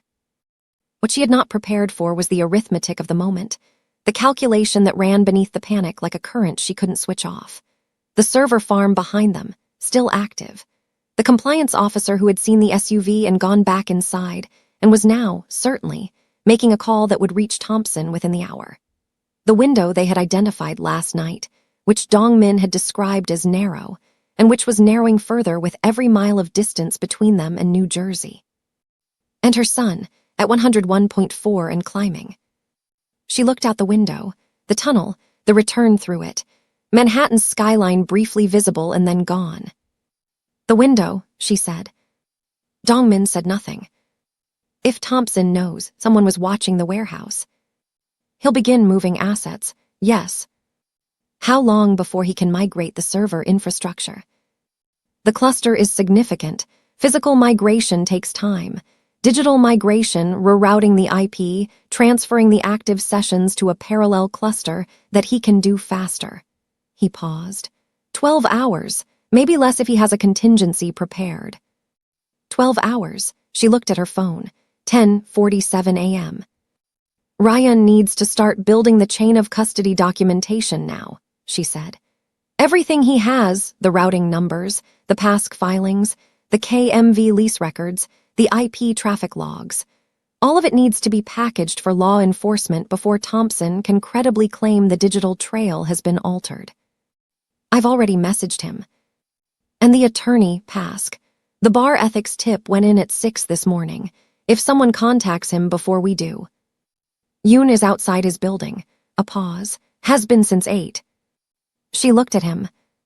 You anticipated this, she said. I anticipated the compliance officer, he said. People who step outside 3 times in 40 minutes are either smokers or problems. He wasn't smoking. She absorbed this, the particular quality of a mind that ran contingencies, the way other minds ran conversations. That had already placed a man outside PASC's building before the warehouse visit had produced a reason to. She thought about what it took to live that way, to always be one decision ahead of the worst version of what could happen. Her phone showed Mrs. Edna's building. 2 minutes. Go, Dongmin said. Handle your son. The window is mine to manage for the next several hours. Go. She looked at him, the flat certainty of the instruction. Not dismissal, the opposite. The particular authority of someone removing a variable from an equation because they can carry the weight of it and they have decided to. You'll keep me informed, she said. Every development. The SUV stopped. She was out the door before it fully settled. Mrs. Edna met her in the hallway with her son already bundled, coat, hat, the small fleece mittens Doris hadn't asked her to find, but that she had found anyway. He was upright against the older woman's shoulder, eyes heavy, a flush across his cheeks that Doris could see from the stairwell landing. His breathing had that quality again, the effortful rhythm she'd learned to measure in the dark. She took him and he turned his face into her neck and made a sound that was not quite a word and not quite a cry and was somehow worse than either. 101.8 now, Mrs. Edna said, holding out the thermometer. It went up while I was getting his coat. Doris pressed her mouth to his forehead.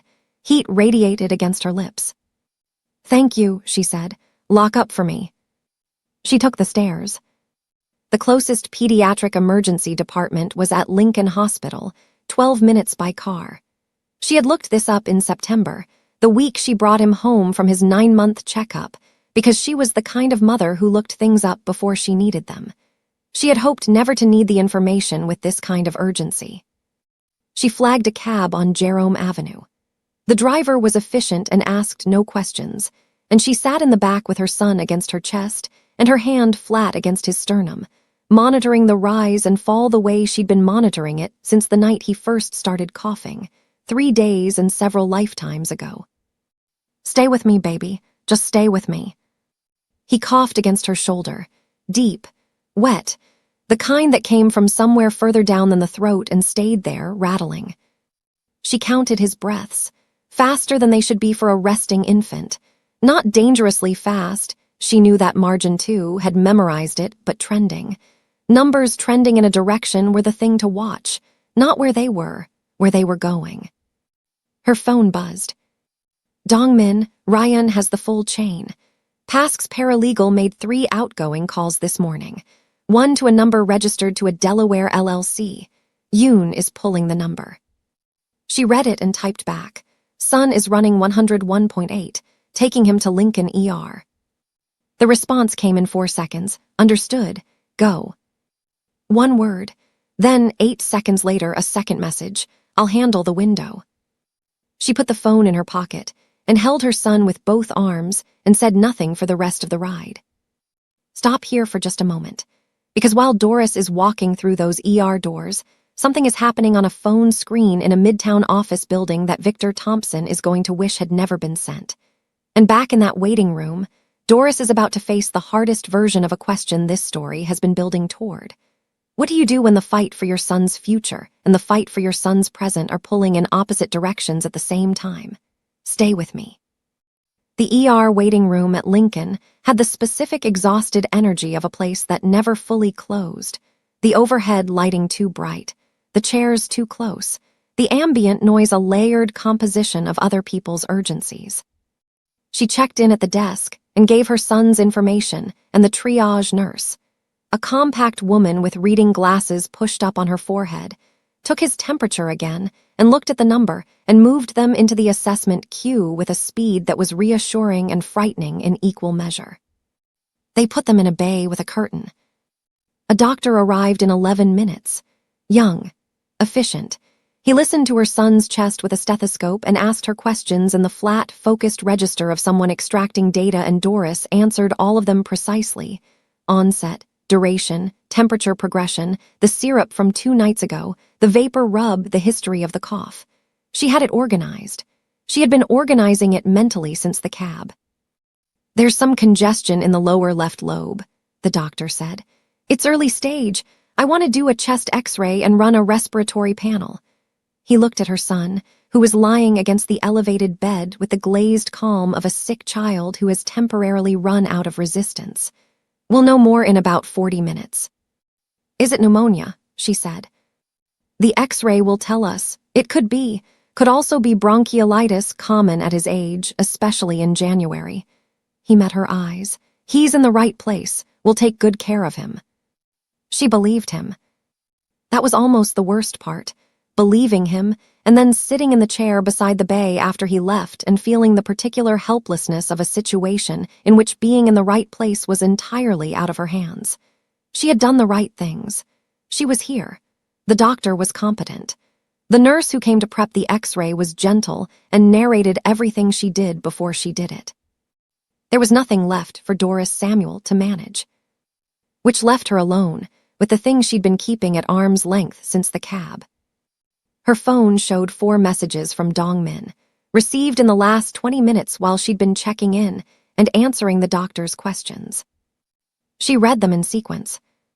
The first, Pask's paralegal called a number belonging to a property management entity in Delaware. Same parent company as KMV.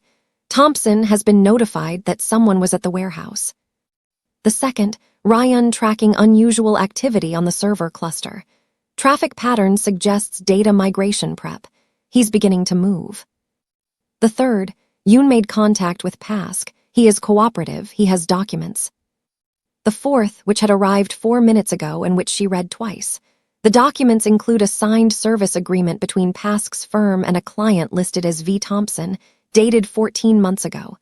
Thompson signed it himself. His actual name on an actual document connecting him directly to Crestfield's incorporation. A pause in the timestamp then. "This is what we needed, but I need something from you." She stared at the last line. "Typed what?" The response came while she was still looking at the screen. "The email chain Ryan recovered from your deleted folder. Specifically, the third message, Daniel Ford's response to your question about the transfer authorization process. The language he used. Ryan flagged a phrase in it 2 days ago, and I didn't tell you yet because I wasn't certain it was relevant." She sat up straighter. "Tell me now," she typed. The phrase was, "The corridor stays clean when the bridge is quiet." Ford used it in the context of explaining why transfers were routed through a third-party clearinghouse. He framed it as industry language. She remembered the email.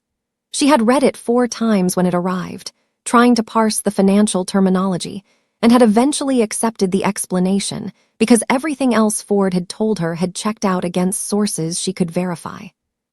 "It's not industry language," Dongmin's next message read. "It's internal protocol language. My organization uses a version of that phrase, a close variant, as a verification signal for clean channel transfers. It was in circulation in certain financial networks in this city approximately 2 years ago." She read this and then read it again and understood what it meant, the full weight of it settling into her chest like something dropped from a height. Thompson's operation had borrowed the language from Dongmin's network, which meant Thompson had access to the internal communications of that network at some point, which meant the contamination of Dongmin's accounts wasn't accidental proximity. It was deliberate infiltration. "He's been inside your network," she typed. Someone gave him the language, which means someone gave him access. A pause. "I have a name. I need the email as documentation that the phrase was in active use in Thompson's operation. It corroborates what I'm looking at on my end. The email is in Ryan's recovered files, she typed. He has full access. I know, but I need your authorization to use it in what comes next. Formally. In writing. Another pause, shorter. What comes next is going to move fast, Doris. I need to know you're with me. She lowered the phone. Across the bay, her son had fallen into a thin, feverish sleep against the elevated mattress, one small fist curled near his chin. The X-ray technician would come in the next few minutes. The respiratory panel results would take 30 minutes after that. The doctor had said 40 minutes total, and she believed him, and there was nothing she could do for her son right now except be in the chair beside him, present, which she was. And there was something she could do for the several hundred people currently inside an active conversation with a Daniel Ford of their own, who were at the Sunday afternoon stage, who had not yet transferred anything, who still had their $14,000. She looked at her son's sleeping face. Then she picked up the phone. She typed, "I'm with you. Use everything." She sent it. Her son stirred. His eyes opened halfway, found her face, and closed again with the trust of someone who had checked and confirmed that the right person was still there. She put her hand over his and kept it there. Her phone buzzed one more time. Not Dongmin. A number she didn't recognize. No contact name. A New Jersey area code. She stared at it. It buzzed again. She answered. The voice on the other end was not Daniel Ford's.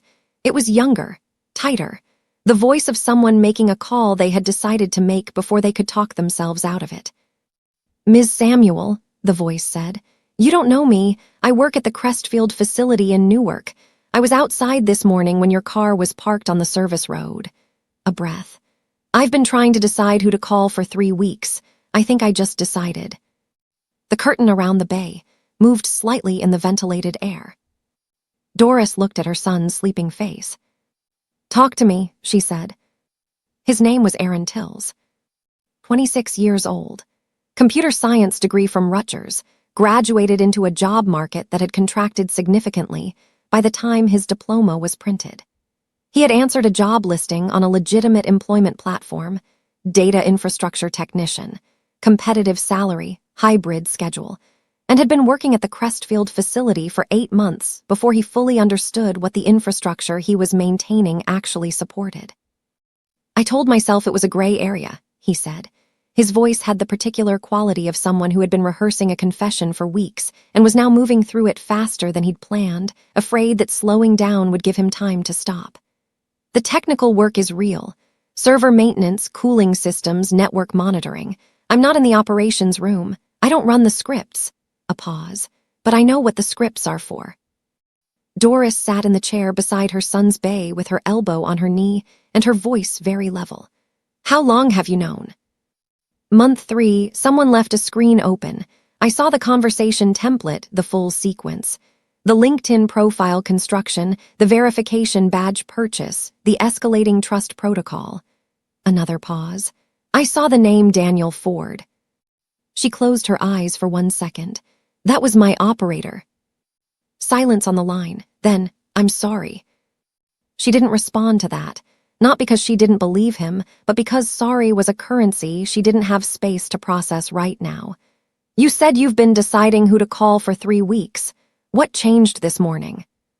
"Thompson sent an all-staff message after you drove away. Internal channel. He said there'd been a security observation at the facility and that anyone who had concerns about their employment situation should remember the NDAs they'd signed." A breath. "NDAs? Like that's the thing that was going to stop everything from unraveling." His voice tightened. "He's moving the operation. I could see it this morning. The network team was already spinning up the parallel cluster. By tonight, the Crestfield IP is going to be a ghost." "Where's the parallel cluster?" "I don't know the physical location, but I have the IP range Ryan has been monitoring." He stopped. "You know who Ryan is?" "Yes." "Then you're connected to Dongmin's organization." She didn't confirm or deny. She was already typing a message to Dongmin with her other thumb, whistleblower from Crestfield. Name Aaron Tills, on the phone now. Has internal staff communication from Thompson Ray, migration, wants to cooperate. Aaron, she said, what do you want out of this? The question landed in the silence, and she let it stay there, because it was the only question that mattered, and she was not going to pretend otherwise. I want my name off the incorporation documents, he said. Crestfield's technical annex has a subsidiary registration. My signature is on it. I was told it was an employment formality. A pause. It wasn't. She looked at her son, still sleeping, chest moving in the rhythm the doctor wanted to see. Then you need an attorney, not a phone call with me. I need someone to know what I know before Thompson moves everything and there's nothing left to prove it existed. His voice dropped. He has a location, a physical meeting tonight. He calls them alignment sessions, senior operators and technical leads only. The address rotates, but it always goes out on the internal channel at 6 p.m. A pause. I'll forward it to you the moment I get it. Doris stopped typing. Why would Thompson hold a physical meeting tonight? She said. If he's moving assets and he knows someone was watching the facility. Because the operators are scared. People are asking questions. He needs to control the narrative in person. He's done it before when there's been a security incident. Aaron's voice steadied. He thinks he's already ahead of whoever was in that car. He doesn't know what you have. She looked at Dongmin's last message on her screen. Use everything. Send me the address the moment it comes through, she said. And Aaron, don't go to the meeting. She ended the call. The doctor came back with the X-ray results 20 minutes later. She stood for that conversation with her arms crossed and her full attention on his face, reading it before he spoke. Early-stage bronchiolitis, he said. Not pneumonia, the lower lobe congestion is viral, not bacterial. Good news is we caught it at the right time. Bad news is there's no antibiotic for it. The treatment is supportive. Hydration, humidity, keeping him upright, monitoring the fever. He held her eyes. I want to keep him for a 4-hour observation window. If the fever responds and the breathing stabilizes, you go home tonight with a care protocol. If either metric moves the wrong direction, we talk about admission. 4 hours, she looked at her son. He'll be okay, the doctor said. Not a performance of reassurance, a clinical assessment delivered with enough warmth to be believed. She nodded. I'll be here. She sat back down and sent Dongmin the full debrief in 3 messages. Aaron Tills, the subsidiary registration, the parallel cluster migration, the alignment meeting, the 6 p.m. address delivery. She sent it the same way she'd always managed critical information, organized, sequenced, no redundancy. His response came in 2 minutes. I know Tills. He's on the facility's registered technical staff. His NDA is with Thompson directly, not Crestfield, which means it's worth nothing if Crestfield is a fiction. A pause. The alignment meeting is useful, but Thompson at a location is only valuable if we can document what happens there. Another pause, longer. I have an idea. It requires you. She typed, tell me. The message that came back was not what she expected. It was not a request for her physical presence. It was not a plan that put her in a room with Victor Thompson or in proximity to anything that carried the risk she'd been quietly bracing for. It was more precise than that, more surgical. And it used a skill she hadn't known she had until Dongmin identified it. Thompson's operation runs on a re-engagement protocol, he wrote. When a target goes cold, stops responding, transfers less than projected, disappears, the forward profile initiates contact again. A follow-up. Ryan found 3 re-engagement templates in your recovered email chain. They all use the same opening, an apology and a revised opportunity. She looked at her son, then at the phone. Thompson monitors high-value dormant accounts personally. Dongmin continued. Yours qualifies. You transferred $14,000. You went cold when you discovered the fraud. By his system's metrics, you're a warm lead that disengaged. A re-engagement from your profile would reach his personal dashboard. She understood where this was going before he finished writing it. If you reinitiate contact with the forward profile from your email account, a message that suggests you have more money available and want to re-engage, it flags at his level. He'll respond personally. The response comes from his actual device. And Ryan can trace the device, she typed. The moment he opens your email and responds, yes, IP device signature carrier routing. If he's at the alignment meeting location when he responds, we have him physically placed at a location we can document, on a device we can trace, in active communication with a fraud victim. A pause. That's not circumstantial. That's a chain. She sat with this. The thing he was asking her to do was not dangerous in the physical sense.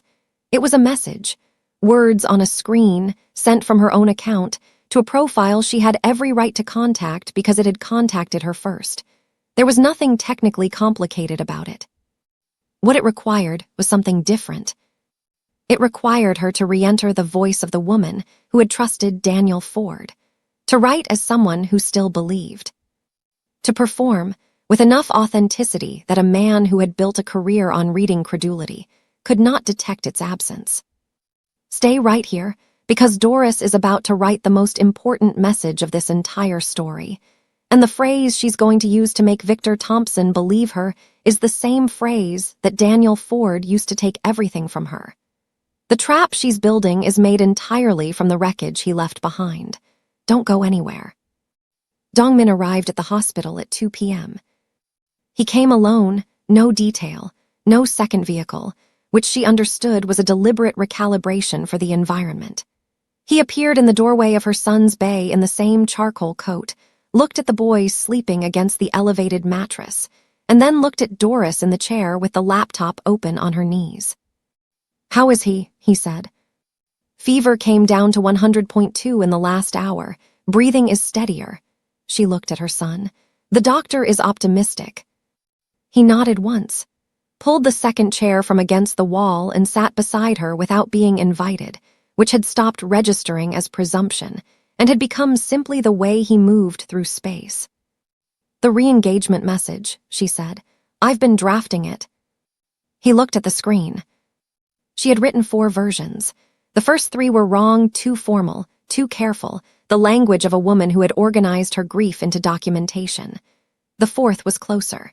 She'd found it by doing something she hadn't done since the morning the website disappeared. She'd gone back to Daniel Ford's emails and read them, all of them. The full sequence, start to finish, including the ones she'd written back. She'd read her own words from 2 months ago with the removed attention of a forensic examiner, and she had found, underneath the content, the voice. The specific cadence of a woman who was hopeful in the way that people who had worked very hard for a long time were hopeful, carefully, with one hand still braced against disappointment. She had written the 4th version in that voice. Dongmin read it. She watched his face while he did. "Daniel, I know I went quiet. I panicked after the account issue and I wasn't thinking clearly. But I've been looking at my situation and I think I made a mistake pulling back. My mother passed 3 weeks ago and left me some money, not a lot, but more than I had before. I've been thinking about what you said, about the corridor staying clean when the bridge is quiet. I think I'm ready to try again. Can we talk?" He finished reading. "The phrase," he said. "If Thompson monitors re-engagements at his level, he'll recognize it," she said. "It's not industry language, you told me that. Which means when I use it, he knows I'm not guessing. He knows the Ford profile used it with me specifically." She paused. "He'll want to know where I heard it. He'll respond himself." Dongmin was quiet for a moment. "You're using his own infiltration against him." "He put that phrase in my inbox," she said. "It belongs to me now." He looked at her the way he had looked at her several times over the course of this week. That recalibration, that upward revision. It had stopped surprising her. She was starting to understand that he was a man who revised his assessments often because he was genuinely paying attention, which was rarer than it should have been. "The fabricated inheritance," he said. "Thompson will want to move on it before you can change your mind again. He'll push for a fast re-engagement." "Which means he'll respond tonight," she said, "before or during the alignment meeting. When he responds, Ryan needs your email portal open and active so he can capture the metadata in real time."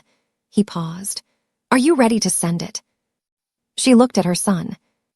His fever had come down. His breathing was steady. The doctor had been in twice since the first assessment, and both times had used the word improving with the clinical specificity of someone who meant it.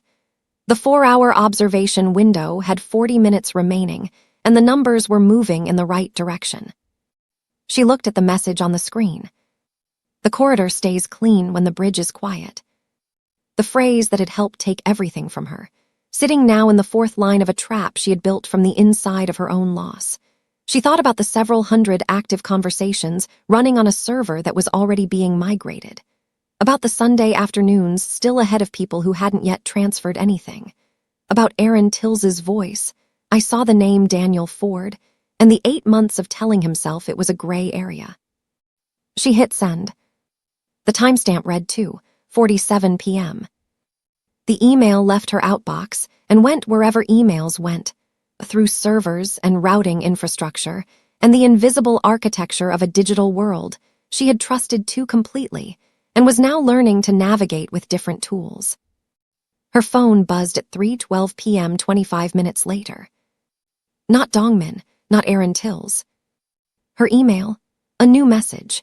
The sender name was Daniel Ford, but the address had a character substitution Ryan had flagged, the kind of microscopic alteration that bypassed spam filters while preserving deniability. She opened it. Doris, I'm so glad you reached out. I've been concerned. I'm sorry about your mother. Let's talk tonight. I have something that would work perfectly for your situation. Are you free at 8? She showed Dongmin the screen. He was already typing to Ryan. 3 seconds. Ryan's response came back and Dongmin read it, and his jaw did the small shift she had learned to recognize as significance contained. Device signature, he said. Manhattan, Midtown, 48th Street corridor. She stared at him. That's Pask's building, he said. Not Thompson's office. Not the alignment meeting location, which Aaron Tills hadn't sent yet. Not anywhere in their existing documentation. Pask's building, where Yoon had been parked since 8 that morning, where the attorney who had signed 5 shell company incorporations had spent the day fielding ethics inquiry calls and deciding, with increasing urgency, where his own best interest lay. Thompson is with Pask right now, she said. Cleaning house, Dongmin said. He thinks Pask is his vulnerability and he's managing it in person. He looked at her. Which means the alignment meeting tonight is secondary. The primary event is already happening on 48th Street. Her phone buzzed. Aaron Tills, 6 words. Meeting location just came through. 48th Street. The same building. Dongmin was already standing, coat in hand, phone to his ear. The conversation was brief and in Korean and ended with a single word she didn't recognize but whose weight she felt clearly. He looked at her. The doctor, she said. 40 minutes left on the observation window. I know. She looked at her son, sleeping, breathing, fever down, the doctor's word in her ear improving, steady and clinical and true. She looked at Dongmin. Go, she said. I'll be 20 minutes behind you. He held her gaze for 1 moment. The door cracked an inch expression, controlled, present, carrying something beneath the surface she had stopped trying to fully read. Don't rush the doctor, he said. Then he was gone. Her son shifted in his sleep and made a small sound, and she put her hand over his and sat very still and watched the clock and waited for the doctor and typed 1 message to Dongmin. Send me the address. His response came back in 4 seconds. She looked at it. Then she looked at her son's face. Then she saved the address to her phone and sat back in the chair and breathed, slowly, deliberately, the way you breathed when the next hour was going to require everything you had, and you needed to arrive at it intact. The doctor signed the discharge at 4:47 p.m. He said improving again, and this time added significantly, and gave her a care protocol on a printed sheet that she folded into her coat pocket with the precision of someone who intended to follow every line of it. Humidity, hydration, upright positioning, return immediately if the fever climbed above 102 or the breathing changed character. She asked 2 clarifying questions. He answered both. She thanked him in the way she thanked people who had done something real, directly, without performance. Mrs. Edna took her son at 5:15. Doris stood in the hallway outside 3B with him against her shoulder for longer than the handoff required. She pressed her face into the warmth of his neck and breathed him in and said something against his skin that wasn't words exactly. The specific sound a mother made when she was putting something she loved into someone else's arms because the alternative was worse. He went to Mrs. Edna without protest. He was tired and warm, and the fever had gentled him into a cooperation he didn't usually offer at transitions. "I'll be back before midnight," Doris said. "He'll be asleep by 7, Mrs. Edna said. "Go to what you need to do." The address Aaron Tills had forwarded was a building on 48th Street that Doris had walked past approximately 300 times in 6 years of commuting to Brennan and Lyle. A mid-rise, commercial floors below, professional suites above. The kind of building that existed in the middle of Midtown without announcing itself, not a landmark, not a destination, simply a structure that held offices and kept its own counsel. Pask's firm occupied the 9th floor. She knew this because she had looked it up the morning Ryan first identified the registered agent, in her kitchen while Dong Min read the incorporation file. She had filed the information the way she filed everything useful, not because she knew she'd need it, but because she had learned, over the course of this week, that the information she'd been filing her entire life had more relevance than she'd understood. The cab let her out on 47th. She walked the last block.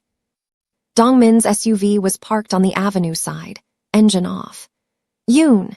She had met him briefly the second morning, a compact, watchful man who communicated primarily through the quality of his attention, was standing near the building's side entrance with the practiced invisibility of someone who had made a career of being present without being noticed. She found Dongmin in the lobby. He looked at her when she came through the door, and something in his expression adjusted. The specific recalibration of someone who had been managing a situation alone and had just received a reinforcement they hadn't been certain would arrive. "Your son," he said. "Discharged, breathing clear, fever down." She looked at the elevator bank. "What's the situation upstairs?" Thompson arrived at 3:40. Pask's 2 paralegals left at 4. Yoon confirmed they were sent home early, which suggests Thompson cleared the floor for privacy. He paused. Aaron Tills forwarded the alignment meeting notice 40 minutes ago. The senior operators were told the meeting was postponed indefinitely. Thompson canceled it. "He's cutting the circles smaller," she said. "He's frightened." The word sat simply in the air between them, without satisfaction, just an assessment. Frightened people make the meetings smaller and think that makes them safer. It makes them easier to contain. What does he have up there? Pask's files, his own laptop.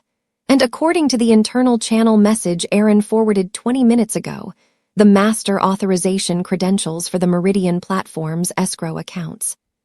She looked at him. He brought the credentials to Pask's office.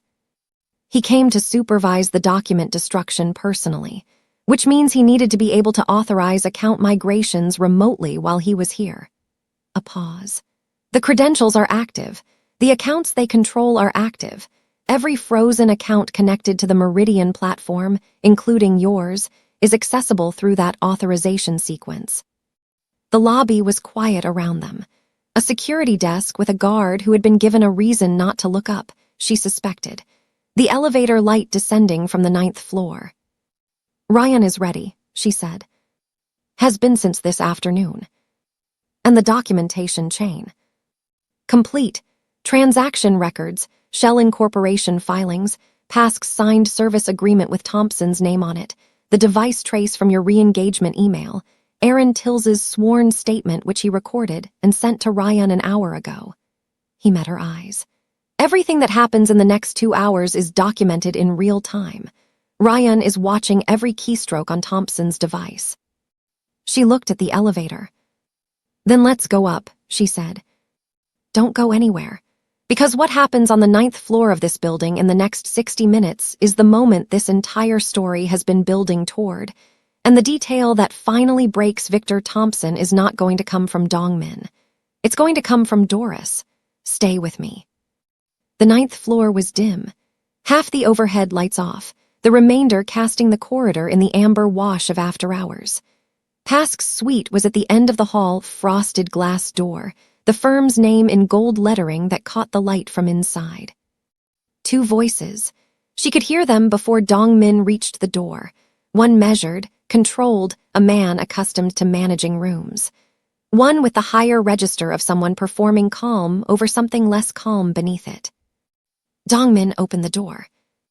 Gerald Pask was behind his desk, hands flat on the surface, the posture of a man who had been told to stay exactly where he was.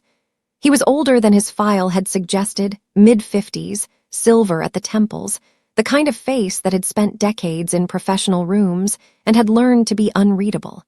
What it was doing now was not unreadable. It was the careful blankness of someone who had already done the arithmetic of their situation and had arrived at cooperation as the only remaining variable. Victor Thompson was standing at the window. She had seen the phrase tech bro aesthetic in the story she'd been telling herself about him, the construction she'd built from transaction records and shell filings and Aaron Tills's description. The reality was both more ordinary and more precise than that. He was 34 and looked it. Clean-lined clothes. A laptop open on Pask's conference table behind him, its screen casting a cool rectangle of light across the carpet. A phone face up beside it. He was thinner than the architecture of his operation had suggested. The disproportionate smallness of people whose real dimensions were in the damage they caused rather than the space they occupied. He looked at Doris first, then at Dongmin. His calculation took approximately 3 seconds. "You're making a mistake," he said. His voice was even. The voice of someone who had prepared for confrontation by deciding in advance that the other party was the problem. "Whatever you think this is." "Sit down," Dongmin said. Not loud, not threatening in any theatrical sense. The instruction of someone who had already decided the shape of the next hour and was simply communicating the logistics. Thompson sat. Dongmin crossed to the conference table. He turned Thompson's laptop toward himself, looked at the screen, and then looked at Thompson. "Authorization credentials for the Meridian Platform escrow accounts. You have them open." "That's my private." "Gerald," Dongmin said the attorney's name without looking at him. "The bar ethics investigation, the service agreement with your signature on it, and the 5 shell incorporations filed under fictitious directors are packaged and sitting with a federal fraud investigator whose number Ryan dialed 18 minutes ago. Your cooperation between now and when that investigator arrives is the only variable in your situation that you still control." Pask's hands moved on the desk. A small, involuntary adjustment. The movement of a man whose remaining options had just been enumerated. "I want an attorney present," Thompson said. "You are present with an attorney," Dongmin said, with a flatness that was not quite humor but occupied the same coordinate. He looked at Pask. Pask looked at Thompson. "Victor, cooperate." Thompson's jaw tightened. Doris had been standing inside the doorway. She moved now, not toward Dongmin, not toward the table, but toward the window where Thompson had been standing when they walked in. She stood where he had stood and looked at the view he had been looking at. Midtown at early evening. The lights coming on in increments as the sky darkened, the city assembling itself into its nighttime configuration. She turned. "Daniel Ford told me something," she said. Thompson looked at her. The first time he had looked at her directly since they walked in. "He said the corridor stays clean when the bridge is quiet." She held his eyes. "I thought it was industry language.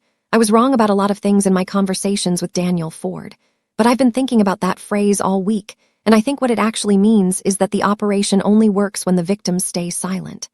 She paused. "I'm not silent, and neither are the 412 people whose account numbers Ryan pulled from your platform's active case files this afternoon." Something moved across Thompson's face. The number, she watched it land.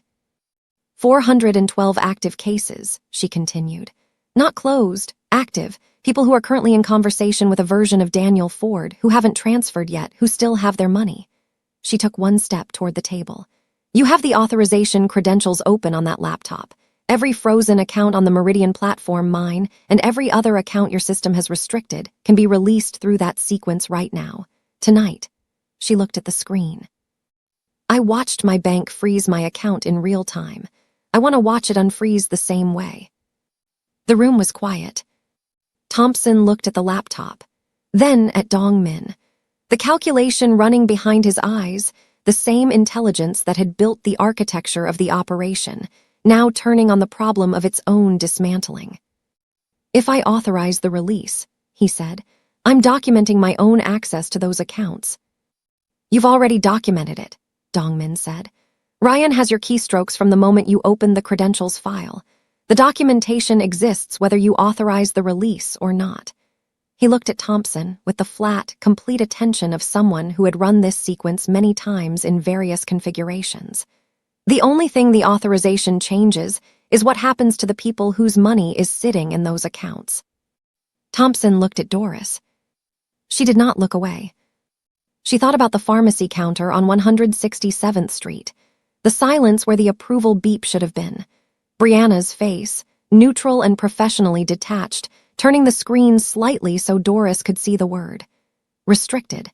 She thought about her son's breathing in the cab to the hospital, the effortful rhythm she had been counting for 3 days.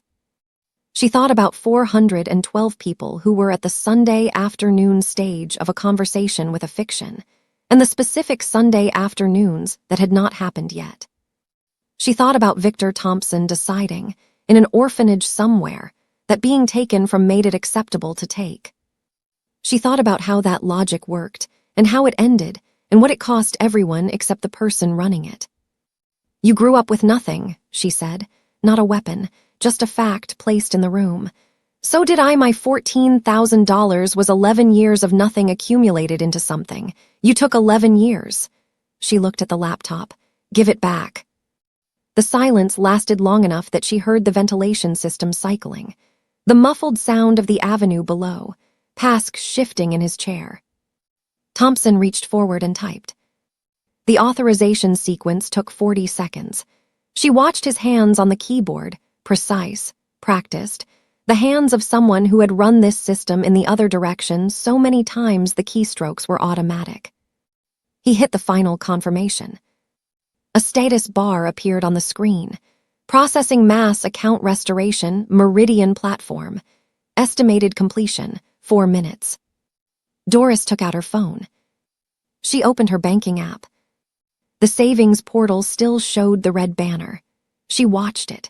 The 4 minutes passed in a silence that had a different quality than the silences before it, not the silence of a standoff, but of something in the process of becoming true. At the 3-minute and 40-second mark, her screen refreshed without her touching it. The red banner disappeared. In its place, a balance. Her balance. Not $14,000, the fees and the migration had taken something, and there would be a recovery process for the remainder, and Maureen had already told her the timeline for that. But the number on her screen was real, and it was hers, and her account was open, and the word restricted was gone from every surface she could see. She looked at the number for a long time. She did not cry. She had thought she might, had expected the release of it to come with the particular violence of something held too long. Instead, what she felt was quieter than that. A returning. The specific sensation of a door unlocking from the inside. Her phone buzzed. A banking notification. Account status update. All restrictions lifted. Full access restored. She looked up. Dong-min was watching her from across the room, not with the almost smile, with something more serious than that, the expression of a man who had come to this floor for his own reasons and had found, somewhere in the process, a different kind of purpose. She did not have language for what passed between them in that moment. She wasn't sure language was the right tool for it. Yoon appeared in the doorway. Behind him, 2 men she recognized from the Sedgwick Avenue night, Dong-min's detail. And behind them, a woman in a federal credentials lanyard who moved with the particular efficiency of someone who had been briefed thoroughly and was here to close a chapter that other people had opened. Thompson looked at the federal investigator. Then he looked at Doris. She had already looked away. She was reading the notification on her screen one more time, full access restored, and thinking about Mrs. Edna's apartment 3 floors above her own, where her son was sleeping with his fever down and his breathing clear, unaware that the night his mother had been moving through had just resolved into something she could bring home to him. Her phone showed 11:58 p.m. She typed one message to Maureen, "It's done. Call me tomorrow." Then she walked to the window where Thompson had been standing when they arrived, and she looked at Midtown assembling its lights against the dark, and she stayed there until the federal investigator finished her preliminary questions and the room behind her had changed its configuration entirely. 2 minutes past midnight. She put her phone in her pocket and picked up her coat and walked to the elevator without looking back at the conference table or the laptop or the man being read his rights in the careful, procedural language of a system that had, tonight, worked the way it was supposed to. The elevator opened. Dongmin was standing inside it. She stepped in, the doors closed. "Ryan," she said, "the 412 active cases. Flagged and forwarded to the investigators' team. Every account, every operator profile, every conversation thread." He paused. "They'll begin outreach to victims tomorrow morning." She nodded. They rode down in the silence that had become, over the course of this week, a language she had learned to read. It said, "This chapter is closing." It said, "What comes next is different." It said things she wasn't ready to name yet and didn't need to, because the elevator reached the lobby and the doors opened and the avenue was outside with its cold January air, and the city moving through its midnight the way it always did, without waiting for anyone's crisis to resolve before continuing. She stopped on the sidewalk, looked up at the 9th floor, one window still lit. "My son doesn't know any of this happened," she said. "No," Dongmin said. "Someday he will." "Yes." She looked at the lit window a moment longer. Then she turned away from it deliberately, completely, and faced the avenue. "I need to get back to the Bronx," she said. Dongmin said something to the driver. The door opened. She got in. 1 month later, her son laughed at a pigeon. It was an ordinary pigeon, the unremarkable gray kind that populated the Bronx in democratic abundance. Interested in nothing except the pretzel crumbs someone had dropped near the bench where Doris sat. Her son was on her lap, bundled into the red coat Mrs. Edna had given him for his first birthday 3 weeks ago, and the pigeon hopped within his line of sight, and he watched it with the total concentrated attention that infants reserved for things that moved unexpectedly, and then he laughed. A full, body-involved laugh, the kind that started in his chest and took his whole face with it. Doris sat very still for a moment, holding him. She had heard him laugh before, obviously. 11 times 11 months of small laughs, tired laughs, surprised laughs, the particular laugh he reserved for when she blew raspberries against his neck. But this one landed differently. Maybe because she had spent a specific period of nights counting his breaths instead of taking her own, and the laughter was the furthest possible distance from that. The sound of a child who had no memory of being sick, and no reason to believe that the world was anything other than full of pigeons worth laughing at. She kissed the top of his head. The pigeon moved on. Her son watched it go with philosophical acceptance, and then looked up at her with the expression he wore when he wanted confirmation that she had seen what he'd seen. She confirmed it. He seemed satisfied. He leaned back against her chest and returned to the serious business of existing in a world that kept offering him things worth noticing. The park was quiet on a Tuesday morning. Cold but clear, the specific clear of a late February day that had decided to behave, the sky a clean, unambiguous blue that the Bronx did not always get credit for producing. A woman pushed a stroller on the path across from her. 2 men played chess at the table near the entrance with the focused silence of people who had been playing the same game for years and had stopped needing to speak about it. Doris had her coffee, a real one not reheated. Not the distracted cup she'd been making since October on the mornings she couldn't afford the bodega. She had started buying the good beans again. It was a small thing. It was not a small thing at all. The federal investigation had moved faster than she'd expected and slower than she'd hoped, which Maureen had told her was the standard experience of anyone who had ever needed an institution to move with urgency. Thompson had been charged on 6 federal counts: wire fraud, money laundering, operating an unlicensed money transmission business, and 3 counts relating to the shell company structure that Pask's signed service agreement had made impossible to dispute. Pask himself had entered a cooperation agreement within 48 hours of the 9th floor meeting, which the federal investigator later described to Doris, in the careful language of someone who could not say too much, as highly consequential to the breadth of the case. Aaron Tills had received a letter from the New York State Bar confirming his status as a cooperating witness. His name had been removed from the Crestfield subsidiary registration through a court order that Pask had filed as part of his cooperation. He had found a new job, legitimate, verifiable, a network infrastructure company in Jersey City whose business was exactly what it said it was. He had texted Doris when he started. She had texted back, "Good. Stay there." The Meridian platform had been shut down within 72 hours of Thompson's arrest. The federal team had identified, in total, 608 active victim cases across the 11 platforms connected to Thompson's network. Of those, 419 had been in active conversation with operator profiles at the time of the shutdown. All had been contacted. All had received documentation of the fraud for use in banking restriction appeals. Maureen had processed 11 restriction appeals at the branch in the month following Thompson's arrest. She had done it with the focused efficiency of someone who had waited a long time for a system that worked the way it was supposed to and was not going to waste the window. Doris's full savings balance had been restored in 2 tranches, a partial restoration from the platform's seized operating accounts within the first week, and a supplemental recovery payment from Thompson's personal assets, which had been frozen the morning after his arrest, 7 days later. Not $14,000 exactly. More, when the federal victim compensation calculation was completed. The difference between what was taken and what was returned was a number she had looked at once, and then closed her laptop and gone to pick up her son from Mrs. Edna's, because some numbers needed a minute before they became real.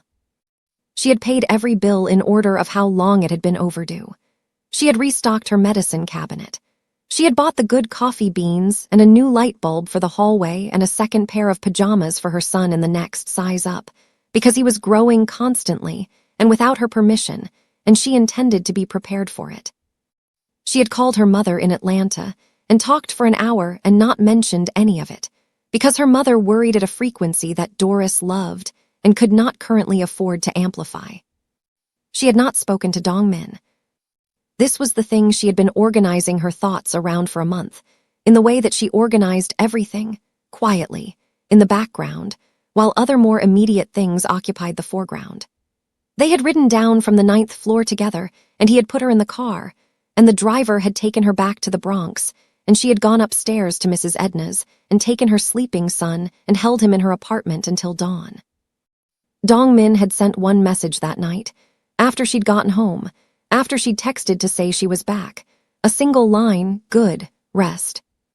She had, and then the following days had been the organized chaos of federal interviews and bank paperwork, and her son's follow-up appointments, and Maureen calling with updates and Aaron Tills's text about the new job, and the slow, deliberate work of rebuilding the infrastructure of a life that had been dismantled and was now being reassembled. Better documented this time, more carefully wired, with a clearer understanding of which connections were load-bearing and which were decorative. She had thought about texting him several times. She had not found the right thing to say. "Thank you" was accurate but insufficient. "I couldn't have done this without you" was true, but also not entirely true, in the way that complicated things were never entirely one thing. She had provided the re-engagement message. She had read Thompson in the room in a way that mattered. She had been the one in the ER chair typing "use everything" at the moment when using everything was what the situation required. She had not been rescued. She had been the word she kept arriving at was accompanied. Through territory she could not have navigated alone, by someone who had his own reasons for navigating it and had not pretended otherwise, and who had shown her, in the specific way that actions showed things that words could not, that protection and self-interest were not always opposite forces. She was still working out what to do with that understanding. Now here's what I want you to hold on to as we come to the end of this story. 1 month ago, Doris Samuel had $4 in her wallet and a sick baby and a wrong number on her screen. Everything that followed came from a single decision, not to close the message. And what she's about to receive on her phone in the next 60 seconds is going to close this story in a way that opens something new. Stay with me to the end. You've earned this one. Her son had fallen asleep against her chest. She had not noticed the exact moment it happened, the way she never noticed, because he moved from awake to asleep the way some people moved from one room to another, without announcement. One moment the pigeon had his full attention. The next, he was boneless and warm against her, breathing with the even, untroubled rhythm that had become, in the last 3 weeks, simply the sound of a Tuesday morning. She adjusted him carefully and reached for her coffee. Her phone lit up on the bench beside her. Not Maureen, not Aaron, not the federal investigator's office, which had called twice last week and would probably call again before the month was out. Not her mother in Atlanta, who called on Sundays with the regularity of a subscription service. A number she had not saved under a name. She had not saved it under a name deliberately. Some things you left unnamed while you were still deciding what they were. She knew the number. She opened the message. 1 month, how is your son? She looked at the question for a moment. The economy of it. 4 words and a question, which was the way he communicated. The precise minimum required, in the understanding that the person on the other end was capable of receiving it without additional scaffolding. She typed, laughed at a pigeon this morning, breathing clear, back to himself. The response came quickly, good. Then, after a pause she could feel the weight of, a second message. The KMV investigation has been extended. Thompson's property holdings are connected to 2 other networks in the federal case. It will take time. Another pause, shorter. I wanted you to know, in case you see it in the news and wonder. She read this and understood what it was, an accounting. The honest version of his reasons, offered without the pressure of immediacy, now that there was space to offer it cleanly. His accounts had been formally cleared of proximity to the Meridian platform 3 weeks after Thompson's arrest. The clearinghouse connection had been documented as involuntary, evidence of Thompson's infiltration of legitimate financial networks rather than participation in the fraud. She had read the 1 paragraph in the federal press release that addressed this and had thought, he told me from the beginning. He had, she gave him that. She typed, I saw the press release. Your accounts. Yes. You're clear. Yes, and then, so are you. She looked at those 3 words for a moment. They carried more than their literal content. The way he sometimes said things that meant the immediate thing and the larger thing simultaneously, leaving the interpretation to her, which she had decided was a form of respect. So are you. Her account, her savings, her son's future, which existed again in the form of a number she could access, and a bank that had lifted every restriction, and a fraud case with her name in it as victim, documented, closed, resolved. Her credibility restored by the institutional machinery that had initially weaponized its own processes against her, now running in the right direction with Maureen's hands on the lever. She was clear. She typed, thank you. I've been trying to find the right way to say that for a month. The response took longer than the others. She watched the bench, her son's sleeping weight against her, the February sky doing its uncharacteristic best overhead. You don't owe me thanks. You provided the re-engagement message. The phrase, the authorization moment. A pause. You showed up on 48th Street when you didn't have to. Neither did you, she typed, on Sedgwick Avenue, the first night. A longer pause this time. I read your message, he wrote, the wrong number, and the pause extended long enough that she wondered if he'd decided not to finish. Then, I knew what it cost to write it, the apologizing before the asking. I knew that specific kind of pride being put down. Another pause. My mother wrote letters like that, before I had anything to give her. She sat with this for a moment. The information arriving with the quietness of something he had decided to give her precisely because it was quiet, not the volume of confession, but the weight of it. She typed, "She would have liked knowing you showed up." The pause that followed was the longest yet. Then, "Stay safe, Doris. Don't trust strangers." She smiled at the screen, typed, "Sound advice." His response was immediate this time. "Accept me." She read it twice. The door cracked an inch, that controlled, considered opening she had learned over the course of one of the strangest weeks of her life to recognize as the most he offered, and from him, the most that was required. She looked up from the phone. The park was doing its Tuesday morning things around her. The chess players, the stroller, the pigeon that had moved on to someone else's bench and was probably producing the same response in someone else's child. The ordinary machinery of a burrow continuing, as it always did, without waiting for anyone's story to finish before starting the next one. Her son shifted against her chest and made a small sound and settled again without waking. She looked at the message one more time. "Accept me." She thought about the taxonomy of strangers, the ones who arrived with websites and prospectuses and 14 mutual connections and patient, calibrated voices that knew exactly when to slow down. And the ones who arrived at midnight on Sedgwick Avenue with a pharmacy bag and a question about her son's breathing, who had their own reasons and said so and stayed anyway. She had learned this month to tell the difference. Not by the arrival, by what they asked for, by what they were willing to name about themselves, by whether they showed up when the situation no longer required it. She typed one word back. "Noted." She put the phone in her pocket. Her son woke up, gradually, the way he always did, surfacing through sleep in stages, each one accompanied by a small sound that was almost a word. He blinked at the February sky, considered it, found it acceptable, turned and looked at her with the expression he wore when he needed to confirm she was still there. She was there. She would be there. She pulled him closer and finished her coffee, the good kind, hot, bought with money that was hers again, and sat in the February sun in the Bronx with her healthy son and her restored account, and the particular hard-won piece of a woman who had been taken apart by a faceless stranger, and had put herself back together with better tools than she'd started with. Somewhere in Midtown, a man who ruled the city's shadows from a glass fortress had read her single-word response and set his phone down and returned to whatever the management of a syndicate required of a Tuesday morning.